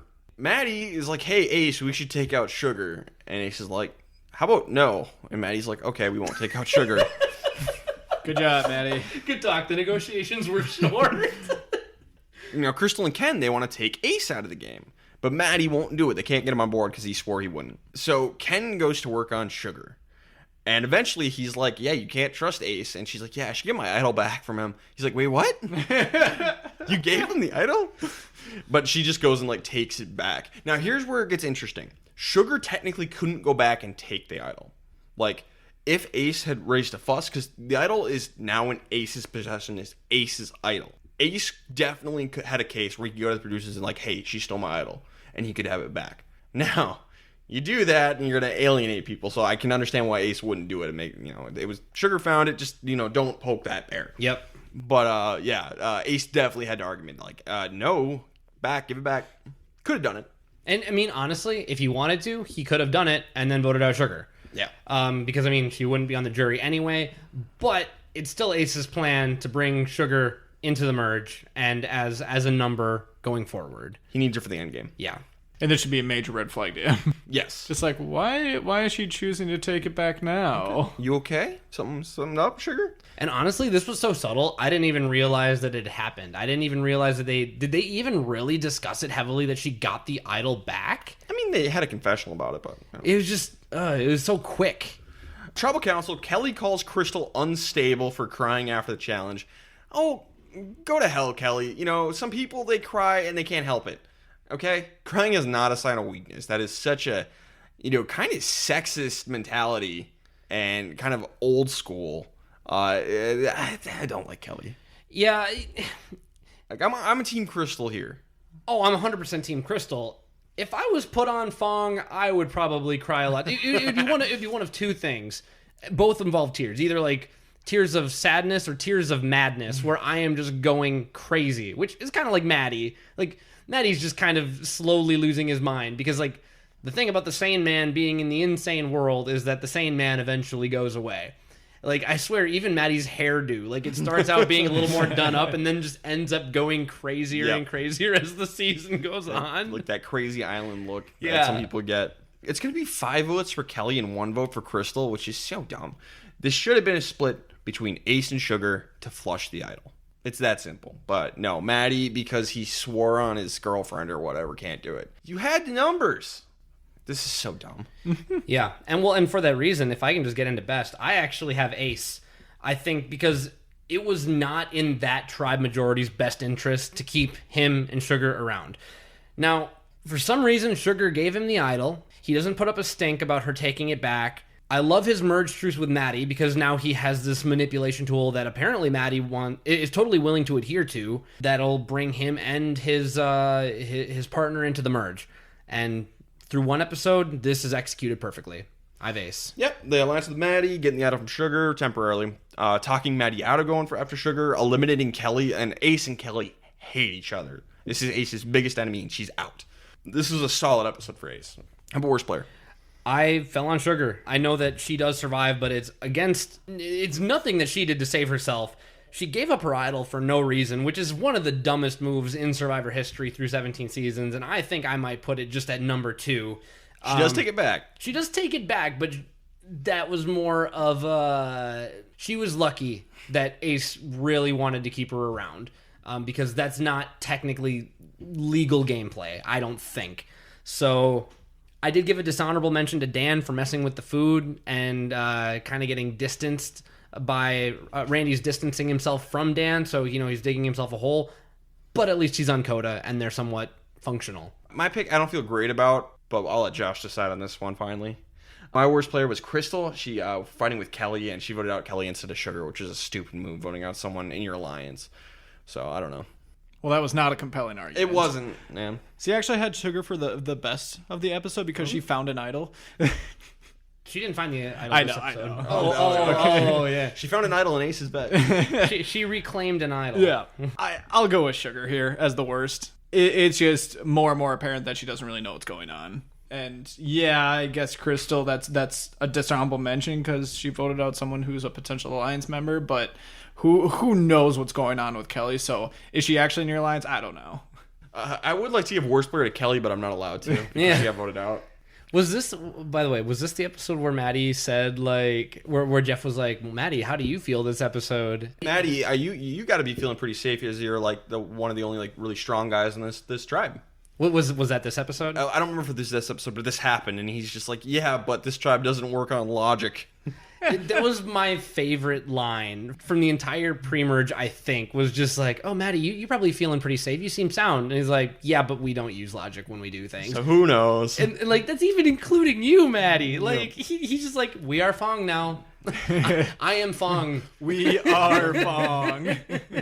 Episode 6, it all depends on the pinup girl. Crystal is going to spill some rice And so she decides to make up for it. She's not going to eat that day. Doesn't want anybody else to go short. It turns into a big argument. I can appreciate what Crystal's trying to do. Just be careful with the food is basically the point.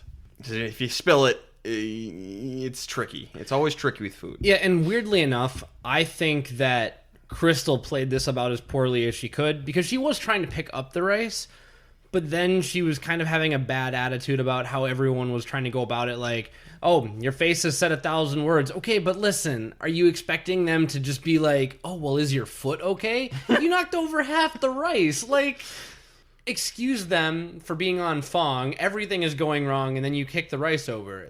They might not be so mad at you as they are just like, add it to the list. Yeah. Like, I don't know what we did to Santa, but we're on the naughty list, and this is ridiculous. And maybe Maddie and Ace could have phrased it better. Like, Crystal, we're not mad at you. We're just mad at the situation. Like, And it did feel like they tried to phrase it like that. I mean, later in the episode, because spoilers, they're going to end up at Tribal Council, and Crystal blows up at Maddie, and Maddie's like, let me finish. And she's like, I don't want you to finish. I've already heard what you have to say. And then he finishes very poorly because this is a losing battle, and we're not getting anywhere. it's almost like these people aren't great at Survivor. Now, let's drop us in right there in that moment. Ideal scenario. Let's say that you can control your face and you can control the fact that everything has gone wrong for Fong. Here's the right move. Crystal, are you okay? Are you still going to be able to perform at the challenge? You kicked a wood box. I think if you show concern for the person first and the food second, you may have been able to avoid this social speed bump. That being said, I think that what happened is about as realistic as it comes, but just keep that in mind. Show concern for the person first. You know, it's like if someone, gets into a minor car wreck or any sort of car wreck and, they're telling you about it, the first thing is like, oh, are you okay? Oh, are they okay? Not, oh, how's the car? I was like, yeah, your car all right, dude? Yeah. I know a story of someone who rolled over a car and they told their parents, and their parents were like, well, how's the car? Like, that was their first question. That's nice. So, Good parenting right there. Just common courtesy.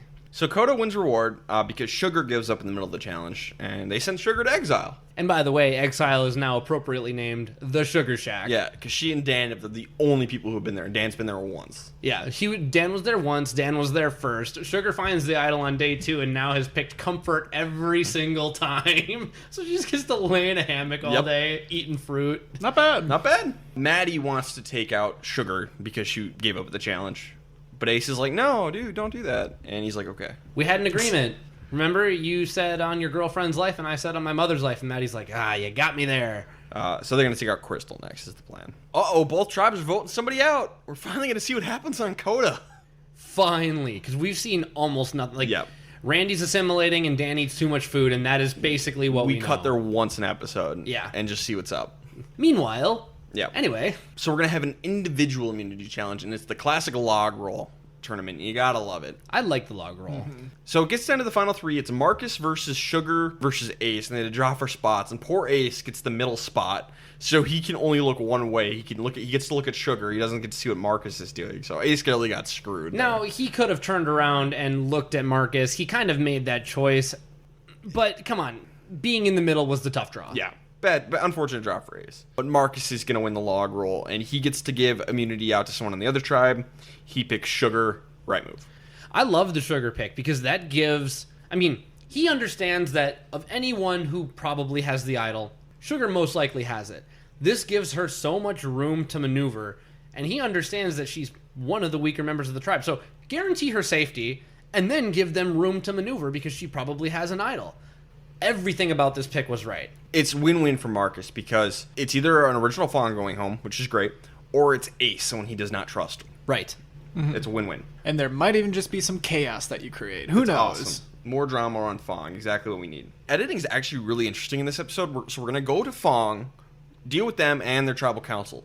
Then cut back to earlier that day. We're going to go to Coda and then go to their tribal council. It's really kind of interesting editing. Yeah. Because they have like Jeff was like, guys, the episode's not over. Stay tuned. Yep. We're not done.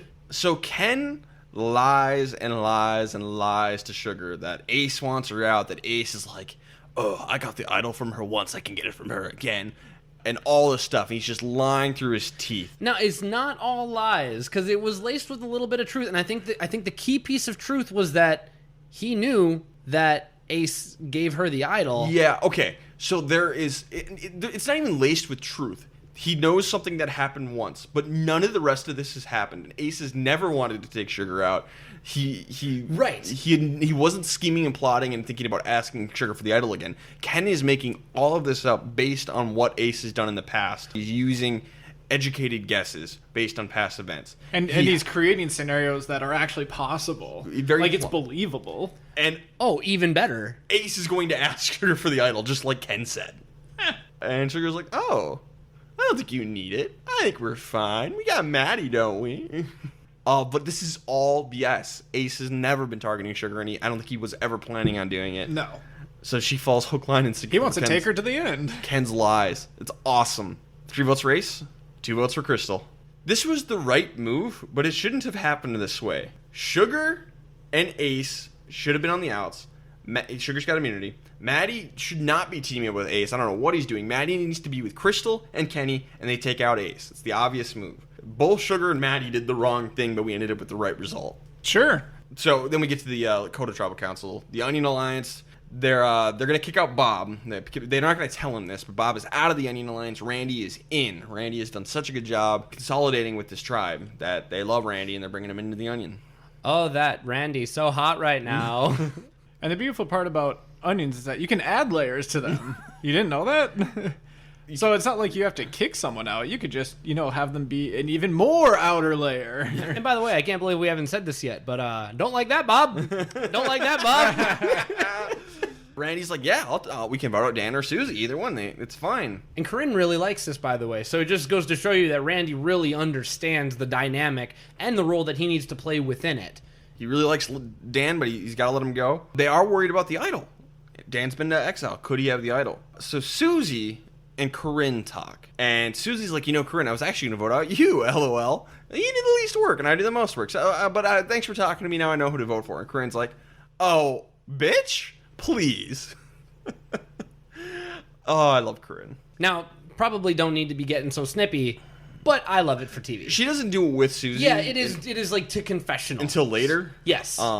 But eventually what's going to happen is they're going to decide to split the vote between Dan and Susie. 4 votes for Dan, 3 votes for Susie. The right, safe move. Yeah, and they somehow even got Dan in on creating the split. And Susie. They got them to vote for each other. Yeah. It's perfect. So it was very well executed. Wow, Coda did something coherent? Wow. We haven't seen almost any of that. And then here they are doing something good. So Dan goes out here sad. I like Dan. Yeah. Derek, why don't you start? Who are your 2 best players of the episode?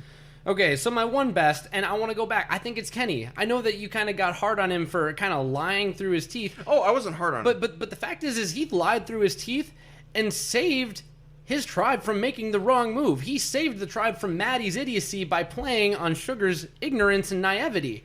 And he made an educated guess, and he called his shot. He was Smeagol to Frodo. He's like, he will ask you for it. Just you wait.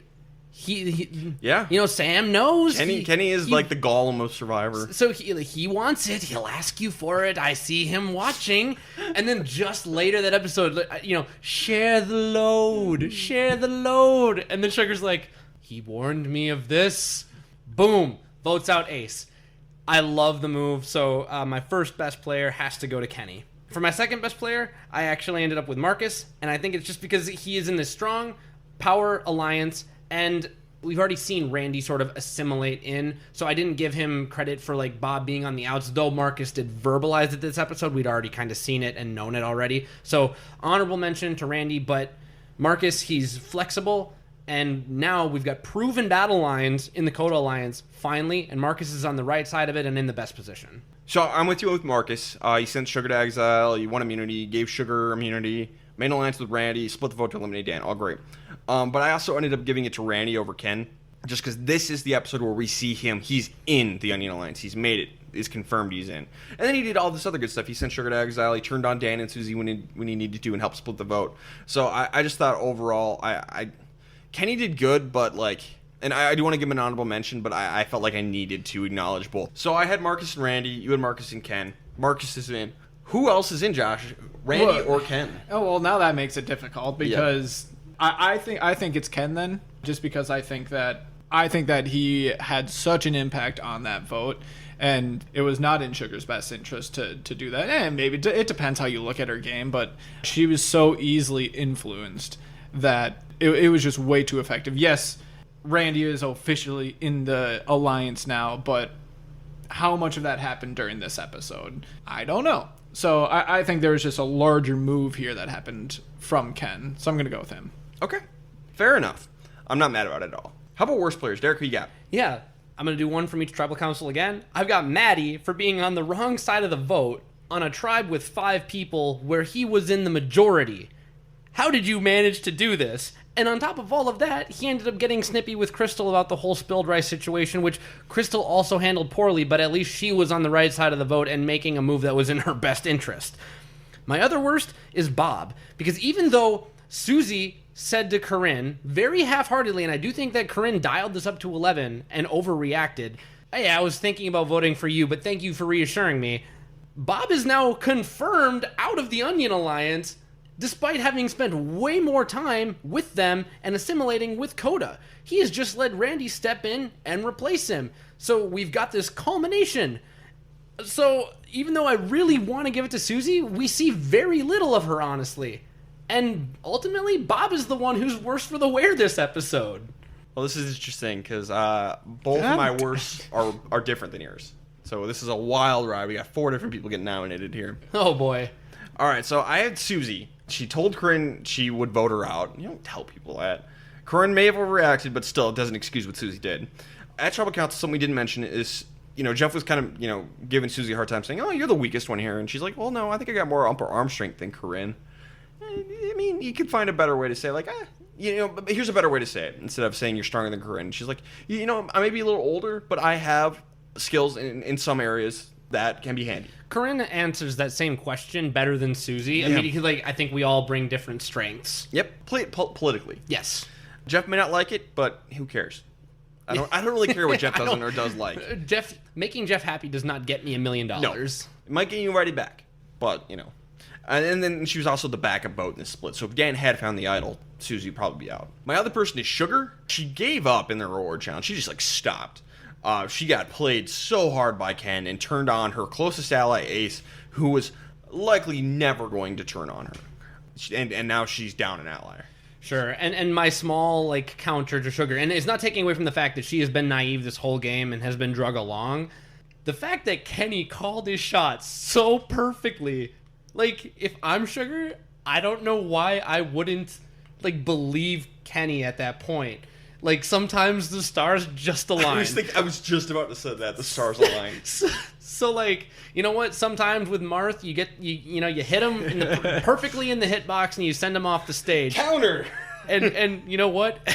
Ace got hitboxed right off, just frame perfect, right off the stage here. And so, yeah, Sugar is naive, but in this particular instance, I don't hate her for it. So, Josh, you have 4 people to choose from. Yeah, all right. Give me my options again, because I got Susie and Sugar from Ryan. Maddie and Bob from Derek. And you can choose any 2 of those 4. Yeah, because we don't have anyone in common, so it's wide open. It's wide open. Oh, thank you. Wonderful. That's exactly what I want. So many options. Yeah, especially because you haven't got to do anything this entire podcast. Thank you. That is fair. I am worthless. Well, now it's time to prove your worth. Yep. Well, I think one of them has to be Susie. I think she's probably the worst of the episode. For everything you said, I think you did a really good job at summing it up. I was going to go with Sugar, but I think Derek defended her actually pretty nicely here and made a good excuse and put us in her shoes, because I think I might have actually would just do the exact same thing. Is how do you not believe him, and how do you not act on that? Especially when she's too good.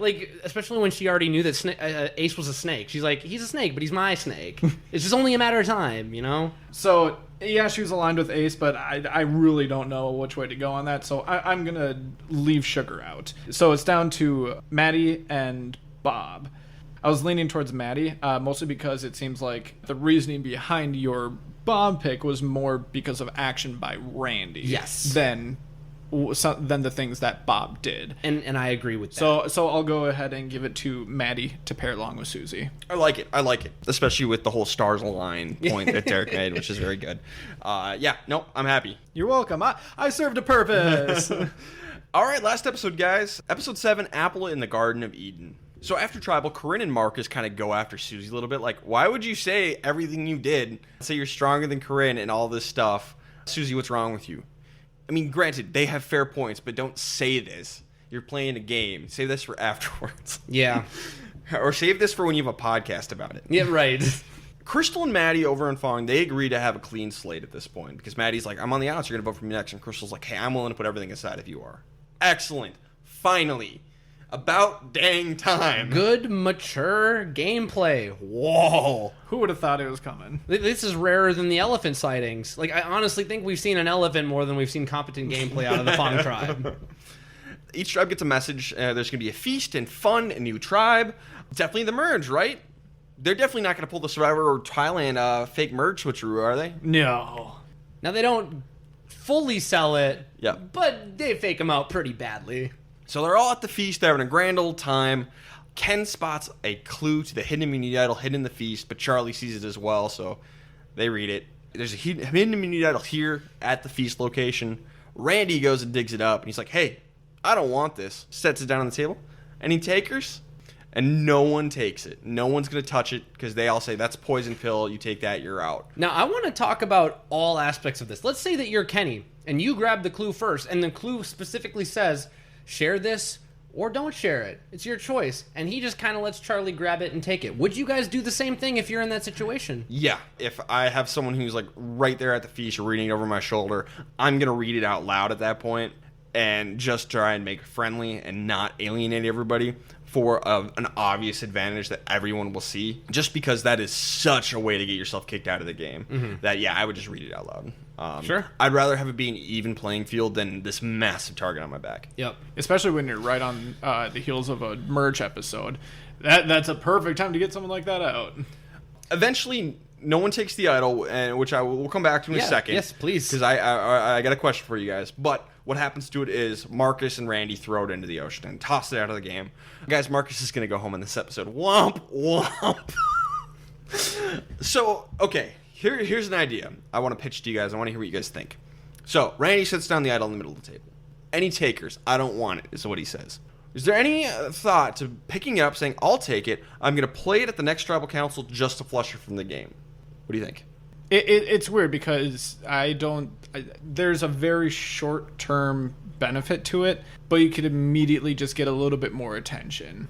And I don't think that it's going to be bad enough to where it's going to be like, oh, you're going to be the next one to go, whether or not you have immunity, but I feel like there's not a huge benefit to it. And when you say flushing it from the game, historically we've seen that once an idol is played, another one goes right back in its place. Sure. So what are you really achieving? You're putting the mystery back into the game. Yeah. If you have the idol with you, you know you have it. And all you got to do is get rid of it. Target's off your back. New idols in the game, which you could find. So, yeah, it's flushed. It's recycled, I guess you could say. I think there is some merit to picking this out, especially if you feel like you're in a bad position. It just guarantees you one more episode and maybe something will happen. I would say, if I'm the bottom, and it's basically everyone against me or one other person, sure. Then I guess we can go with that as an option. Otherwise, I don't think I would. Okay. I'm going to be perfectly honest with you. Every single person there should have grabbed this idol. Okay. Every single person. There's not a single reason not to have this idol in your possession. One, let's look at Survivor history. The old merge fake out. It may have only happened like once, maybe like part of another time. It happened once. One legitimate time. No, wait, it did happen twice. Yeah, Right. All Stars. Right. It's happened twice. Yes. So this is established. Now, granted, a lot of these people haven't seen it, but if you're going on Survivor, we recommend you having seen all of Survivor. Jeff has not said you are merged. That's a lot of ambiguity. Take the idol. Now, okay, let's fine. You know, that's kind of an outskirts outlier thing. You know, it's only happened a couple times, hasn't happened in 5 years. Anyone on the current Fong tribe, take the idol, because guess what?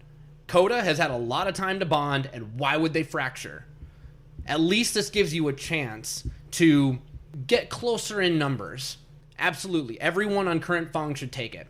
Everyone on current Coda should also take it. Let's say that you're someone in the middle, you're in the Onion Alliance, or let's say you're Susie. You should take it because you're on the bottom. Let's say you're in the middle of the Alliance, and you can say, you know what, we're going to take this to make sure that there's no funny business because this idol's going to get put back into the jungle, and I don't want Fong to find it. I will use this to protect our alliance. And you could even say, like, I'll play it right away. Let's say you're at the top of the alliance, like Marcus.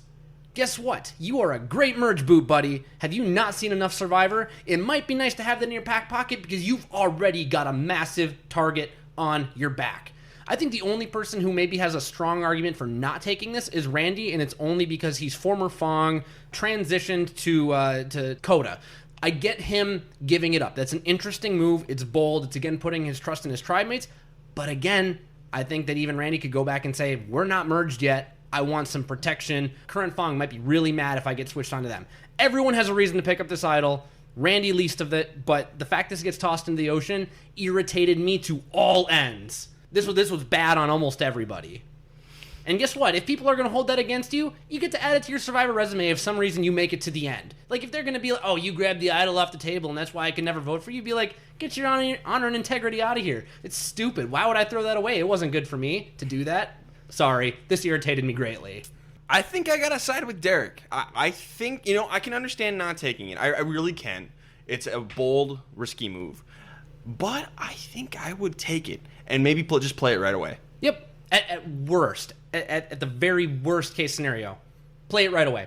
Cool, fine, it's out. If you do take it, I think that is your only option. Yeah, Because you're going to get targeted immediately. Play it the first time unless you win like the immunity challenge, and but play it the first time you're not immune and just get rid of it.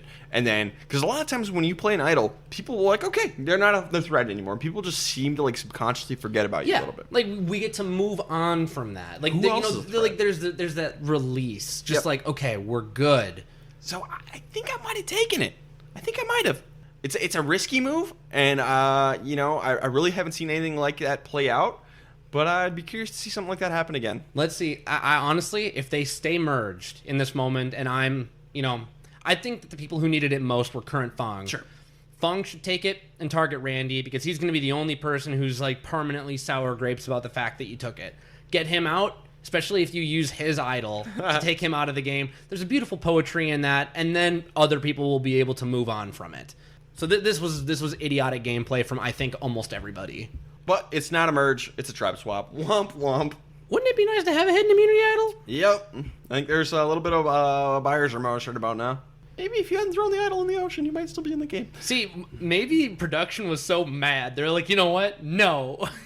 They already had the chest with the rocks, though, so... I have a conspiracy theory that the merge episode, this was supposed to be a merge, and they realized that Kodo was just going to annihilate Fong with the way things were going because all the competent people were on the same tribe. They're like, all right, we got to mix it up.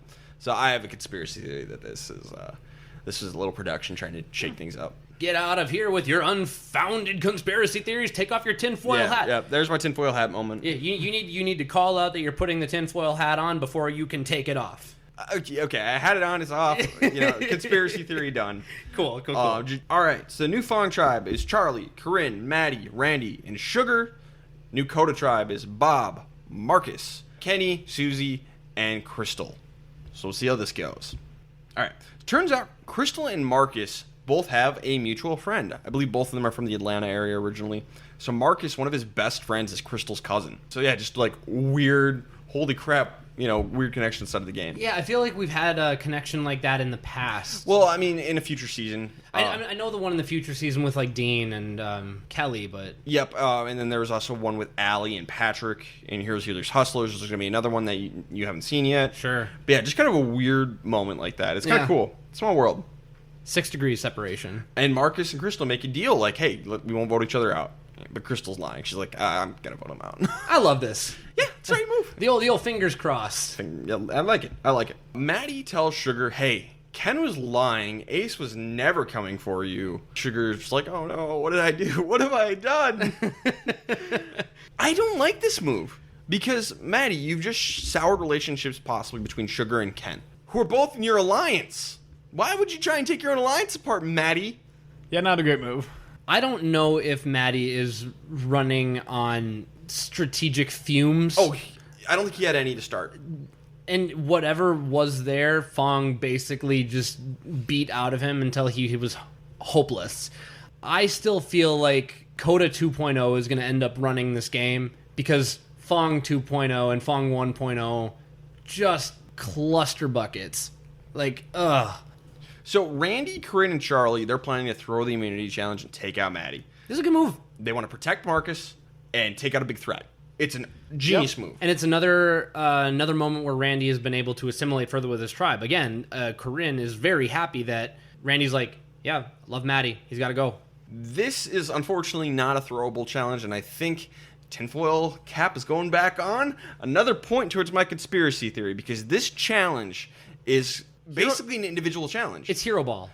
You have to hold your arms up and hold these poles up against posts above your head, and the last person standing from either tribe wins. This is an individual challenge. Yeah. One person from either tribe can win it all. I think there's a conspiracy.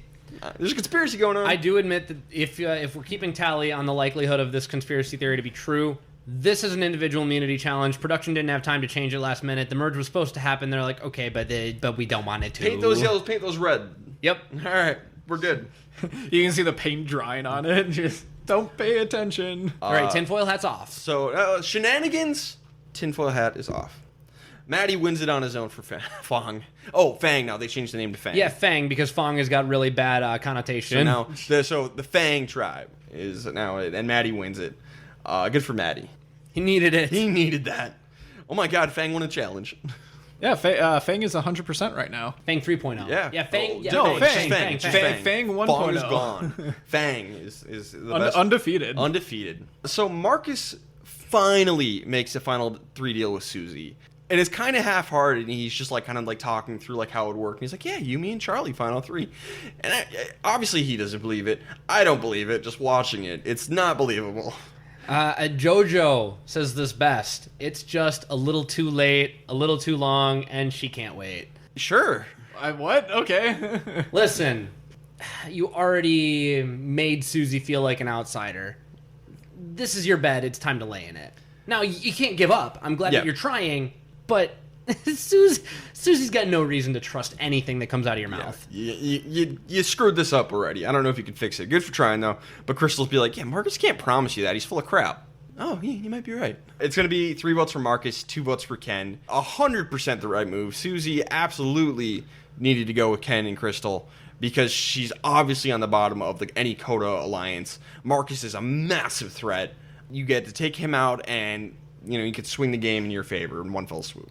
Yeah, even just looking at it from a math perspective, if you break out the numbers now, let's say Susie is the bottom of this new voting block that might come together. 5 is still higher than 6. It's true. And I do think that she would be voted out 6, whereas you get to that 5, the other 5, she might be able to make it to 3 with them. She could be a swing vote. So it does end up, on paper, being the best move for the most number of people on Fang 3.0. This is Coda 3.0. On Coda 3.0. Yeah, I know we're used to Fang or Fawn going to Trouble Counts, but Coda's here this time. Yeah. So for best player, I had Crystal. She made amends with Maddie. She lured Marcus into a false sense of security and convinced Susie to flip on Marcus. I don't hate the pick. I ended up going with Maddie because anytime you can play Hero Ball and literally save yourself from doom and destruction, especially, what's going to be getting to emerge. And ultimately, this is going to lead to Marcus's downfall. But I know that that's not him. I just wanted to talk about the cascading effect of him winning. So was Maddie your pick? Maddie's my best. The reason part of the reason I didn't go with Maddie is because I really didn't like the move for him to tell Sugar that Ken was lying. Sure. But to me, it was they actively said, if we lose, Maddie's going home because Sugar probably has an idol and we want to avoid it. And I tend to weight the win and in very heavily in my best worst player rankings. So I feel like it was a no-brainer for Susie, so I'm not going to weigh that too heavily for Crystal. So I'm going to side with Derek and Maddie here. Sure. Don't like it, but okay. Yeah, man. Too bad. That's fair. My worst player is Bob because he was basically not in the episode. Marcus was trying to make Susie feel better. Where was Bob? What about Bob? He should have been doing that too. This is a 2-man job, and he apparently, as far as we could tell, didn't do anything to make Susie feel better, and lost a close ally in the process. So Bob is my worst player of the episode. I've got a really weird hot take because for the second time now, I'm going to say that the person who swung over is worst player. I did it with Kelly once already. I'm going to say Susie. For Susie, yes, this gets her further in the game. And yes, I think she made the right move, but I don't think that Susie can win now.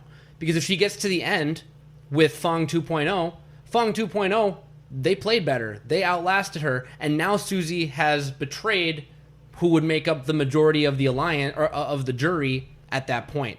So I don't think Susie can win the game anymore. So even though she might end up placing higher, I don't think she can win. I think she just lost the game. I don't hate your pick. Josh, I know that you might not agree with me on that, but I think that if you lose yourself the game, you have to be worst. I don't understand how voting out potentially the biggest threat changes whether or not she can win the game. Yeah, are you saying if she kept Marcus in the game, she could still win? I'm saying that now she's pissed off everybody who was in the Onion Alliance, and they're going to hate her. And they already really didn't like her, but let's say that for some reason, by some craziness, she stays loyal, and she makes it to a final 2 with, someone in Fong 2.0. Maybe they're like, okay, at least she stayed loyal, and there was a lot of Survivor nonsense that happened that got us voted out, and we were bigger targets, and they're just trying to drag Susie to the end. We're going to vote for her out of spite. I think the only way Susie wins before this vote is a spite vote where the majority alliance, the Onion Alliance on the jury, votes for her. Now I think she's pissed off the Onion Alliance, and there's no way anyone would ever give her majority votes at the end. So I think that her Hail Mary shot to win is now gone. Can she place better? Yes. Do I think her road to final 3 is more clear? Yes. But I do not think she can win. Who's yours? Bob. It's Bob. Thank you. I don't even care what your reasoning was. I don't understand the argument that Derek is trying to make. I understand his reasoning, I just don't agree with it. Okay. That's fine. And that's fine. But it's not his worst take he's ever had. Oh, no, it is not his worst Probably take. not even the top 5 bad Derek take. I just think it's way too far away to consider someone who is in the same conversation as the entire former Fong tribe as not being able to win. She was very clearly on the outside of the alliance before, so I don't understand why this would be a shocking betrayal or anything. Because they would say we gave you a chance.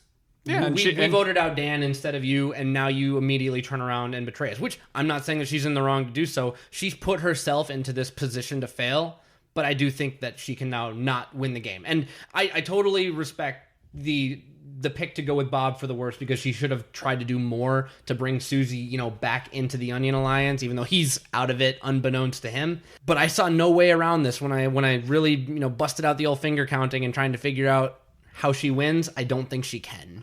So that was why. I don't know. I think if people are going to be sour grapes now, they're going to be sour grapes later. So Marcus is on the jury. First member of the jury. Josh loses his winner pick, but we're at the merge. So this is where we would talk about our new winner picks anyway. But Derek and I can only talk about who we would have switched to. I guess. Sure. Yeah.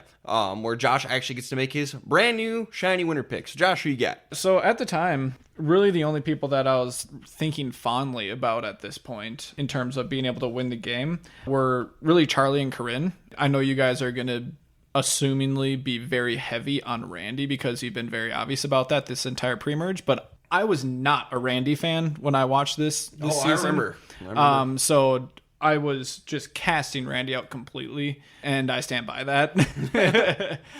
Just because he was the type of person that really annoyed me, and I didn't think that even if he would make it to the end that he would have a lot of people that would be friends or people who would want to vote for him. So I would narrow down to more Charlie and Corinne here. The original 2 from the Onion Alliance, I think that the original Fong are, while they have the numbers, are too incompetent to be able to pull something through to completion, and these 2 people have a very decent chance at being able to outlast the remaining Fong. In the end, I'm going to go with the guy who I was debating with in my original pick between Marcus and Charlie. Charlie. All right, Derek, you currently have Randy. If you had the opportunity, would you keep him or would you move on to someone else? If I were to move, I think I would move to Charlie, but I'm happy where I am with Randy. I think the big tiebreaker for me here is Maddie staying in the game and Marcus leaving, because ultimately Randy still has that tie to Maddie, which gives him one person more of lateral movement moving into the merge. And he also does have connections, be they strained, with Kenny and Crystal. Do I think maybe Crystal would want to work with him? Maybe less so than Kenny, but we've also seen Crystal being totally willing to bury the hatchet after going through some pretty tough tribulations. But at the same time, Randy is well entrenched in the Onion Alliance now, which still has plenty of power moving into the merge. So he has the most room to maneuver. I'm happy where I am with Randy. So my pick originally was Ken. If I had gotten the choice, I would have picked Randy, but when I was a kid, I picked Kenny. So I'm stuck with Kenny. But at the merge, Ken and Randy are definitely my top two. Easy. But I think I would have gone with Ken. I think I'd stick with Ken because Randy has had a couple of mean moments, which I would suggest to me he's being set up for a downfall. Edit-wise, right? Edit-wise. Yeah. Ken is not. Randy has more connections, but I still think Ken of the Fong people is getting a solid edit strategic-wise. Like, so was Maddie, but I don't think Maddie's very bright. So I'm like, not Maddie, not Sugar, not Crystal, not Susie. We haven't seen anything of Bob. Corinne and Charlie are good too, but again, we haven't seen a ton of them. So I think I would have landed on Ken. Interesting. So, best player of the pre-merge. We can only pick one of the 9 people who are still in this game for best and worst player of the pre-merge. Everyone who's been voted out already cannot be picked. Derek, who is your best player of the pre-merge? So, keeping consistent with what I would typically do, I would normally say Charlie. Because, by and large, very chameleon in the pre-merge and then is going into the merge in a power position with a good, strong alliance and the ability to maybe not move so much laterally, but he's not so rigid. I am going to make an exception this time and say Randy, because I think anytime that you get into a tribe swap situation and you can actually transplant somebody out of that alliance and take their place, I need to say, like, okay, because of Survivor Fate, he was not even able to play a camouflaged game, but still somehow played a pretty low-key game just because Coda ended up winning almost everything. So after that tribe swap, everything looked up for Randy, and he did everything he could in order to say, listen, Coda's my tribe now, and it worked. So I have to say Randy. I have to really respect what he was able to do socially and strategically. You could have put it better than myself, or I couldn't have put it better. You couldn't have put it better myself. I'm pretty sure I've said that exact same thing before. It's Randy, best player of the merge. Yeah, ultimately, I'm going to agree with you. Along the same lines as Charlie, Ken, I think, should get some sort of honorable mention, although he has had some more negatives to him. Yes, Randy has been a little bit more out there, but I think being able to adapt and assimilate to a tribe swap where you had no business making your way into the main alliance says enough about your ability to play the game. So I'd give it to Randy. Mm-hmm. How about worst player of the pre-merge? I had Sugar. Now, don't get me wrong. I think Susie is also down there. But what Susie was able to do was stay valuable long enough to give her an opportunity to survive. And ultimately, she is making the merge. Sugar's making the merge because everyone kept sending her to exile. And then she rode Ace's coattails. And when she finally didn't, it was because she got duped into making a move that was probably not in her best interest at that time. Like, yeah, you need to cut ties with Ace eventually. Probably not before the merge. I almost need to give Sugar an incomplete because she spent so much time on exile, but every time she wasn't on exile, it seemed that she was making silly moves, like giving Ace her idol for no reason and then getting it back because Ace was too nice of a guy to put up a stink about it. Sugar with a bullet. Once again, you couldn't have put it better myself. You couldn't have put it better myself. It's Sugar. I would agree with that, Sugar. And with saying that, I would like to ask Derek a question. Why was it not Susie? I know you gave a little bit of a reason, and maybe the question shouldn't be, why is it not Susie?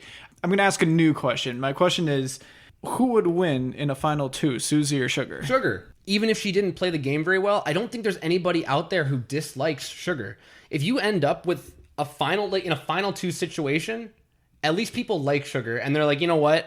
The fact that she made it there with like the worst person is super, super impressive in its own right. I think that we would be looking at kind of like a Nalea Vesepia kind of final 2 situation where no one's really happy about it. Whoever got voted out in the 3rd spot, everyone would, that would be the jury question. Like, why shouldn't, they be sitting there right now? And you want to know what? We would get 2 crap answers, and then Sugar would win, and we would move on from Gabon, and it would be whatever. But at least people like Sugar, and she hasn't stabbed anyone in the back that's on the jury. So I think that's the big one. Okay. I just wanted to ask that since you had previously said that Susie can't win the game.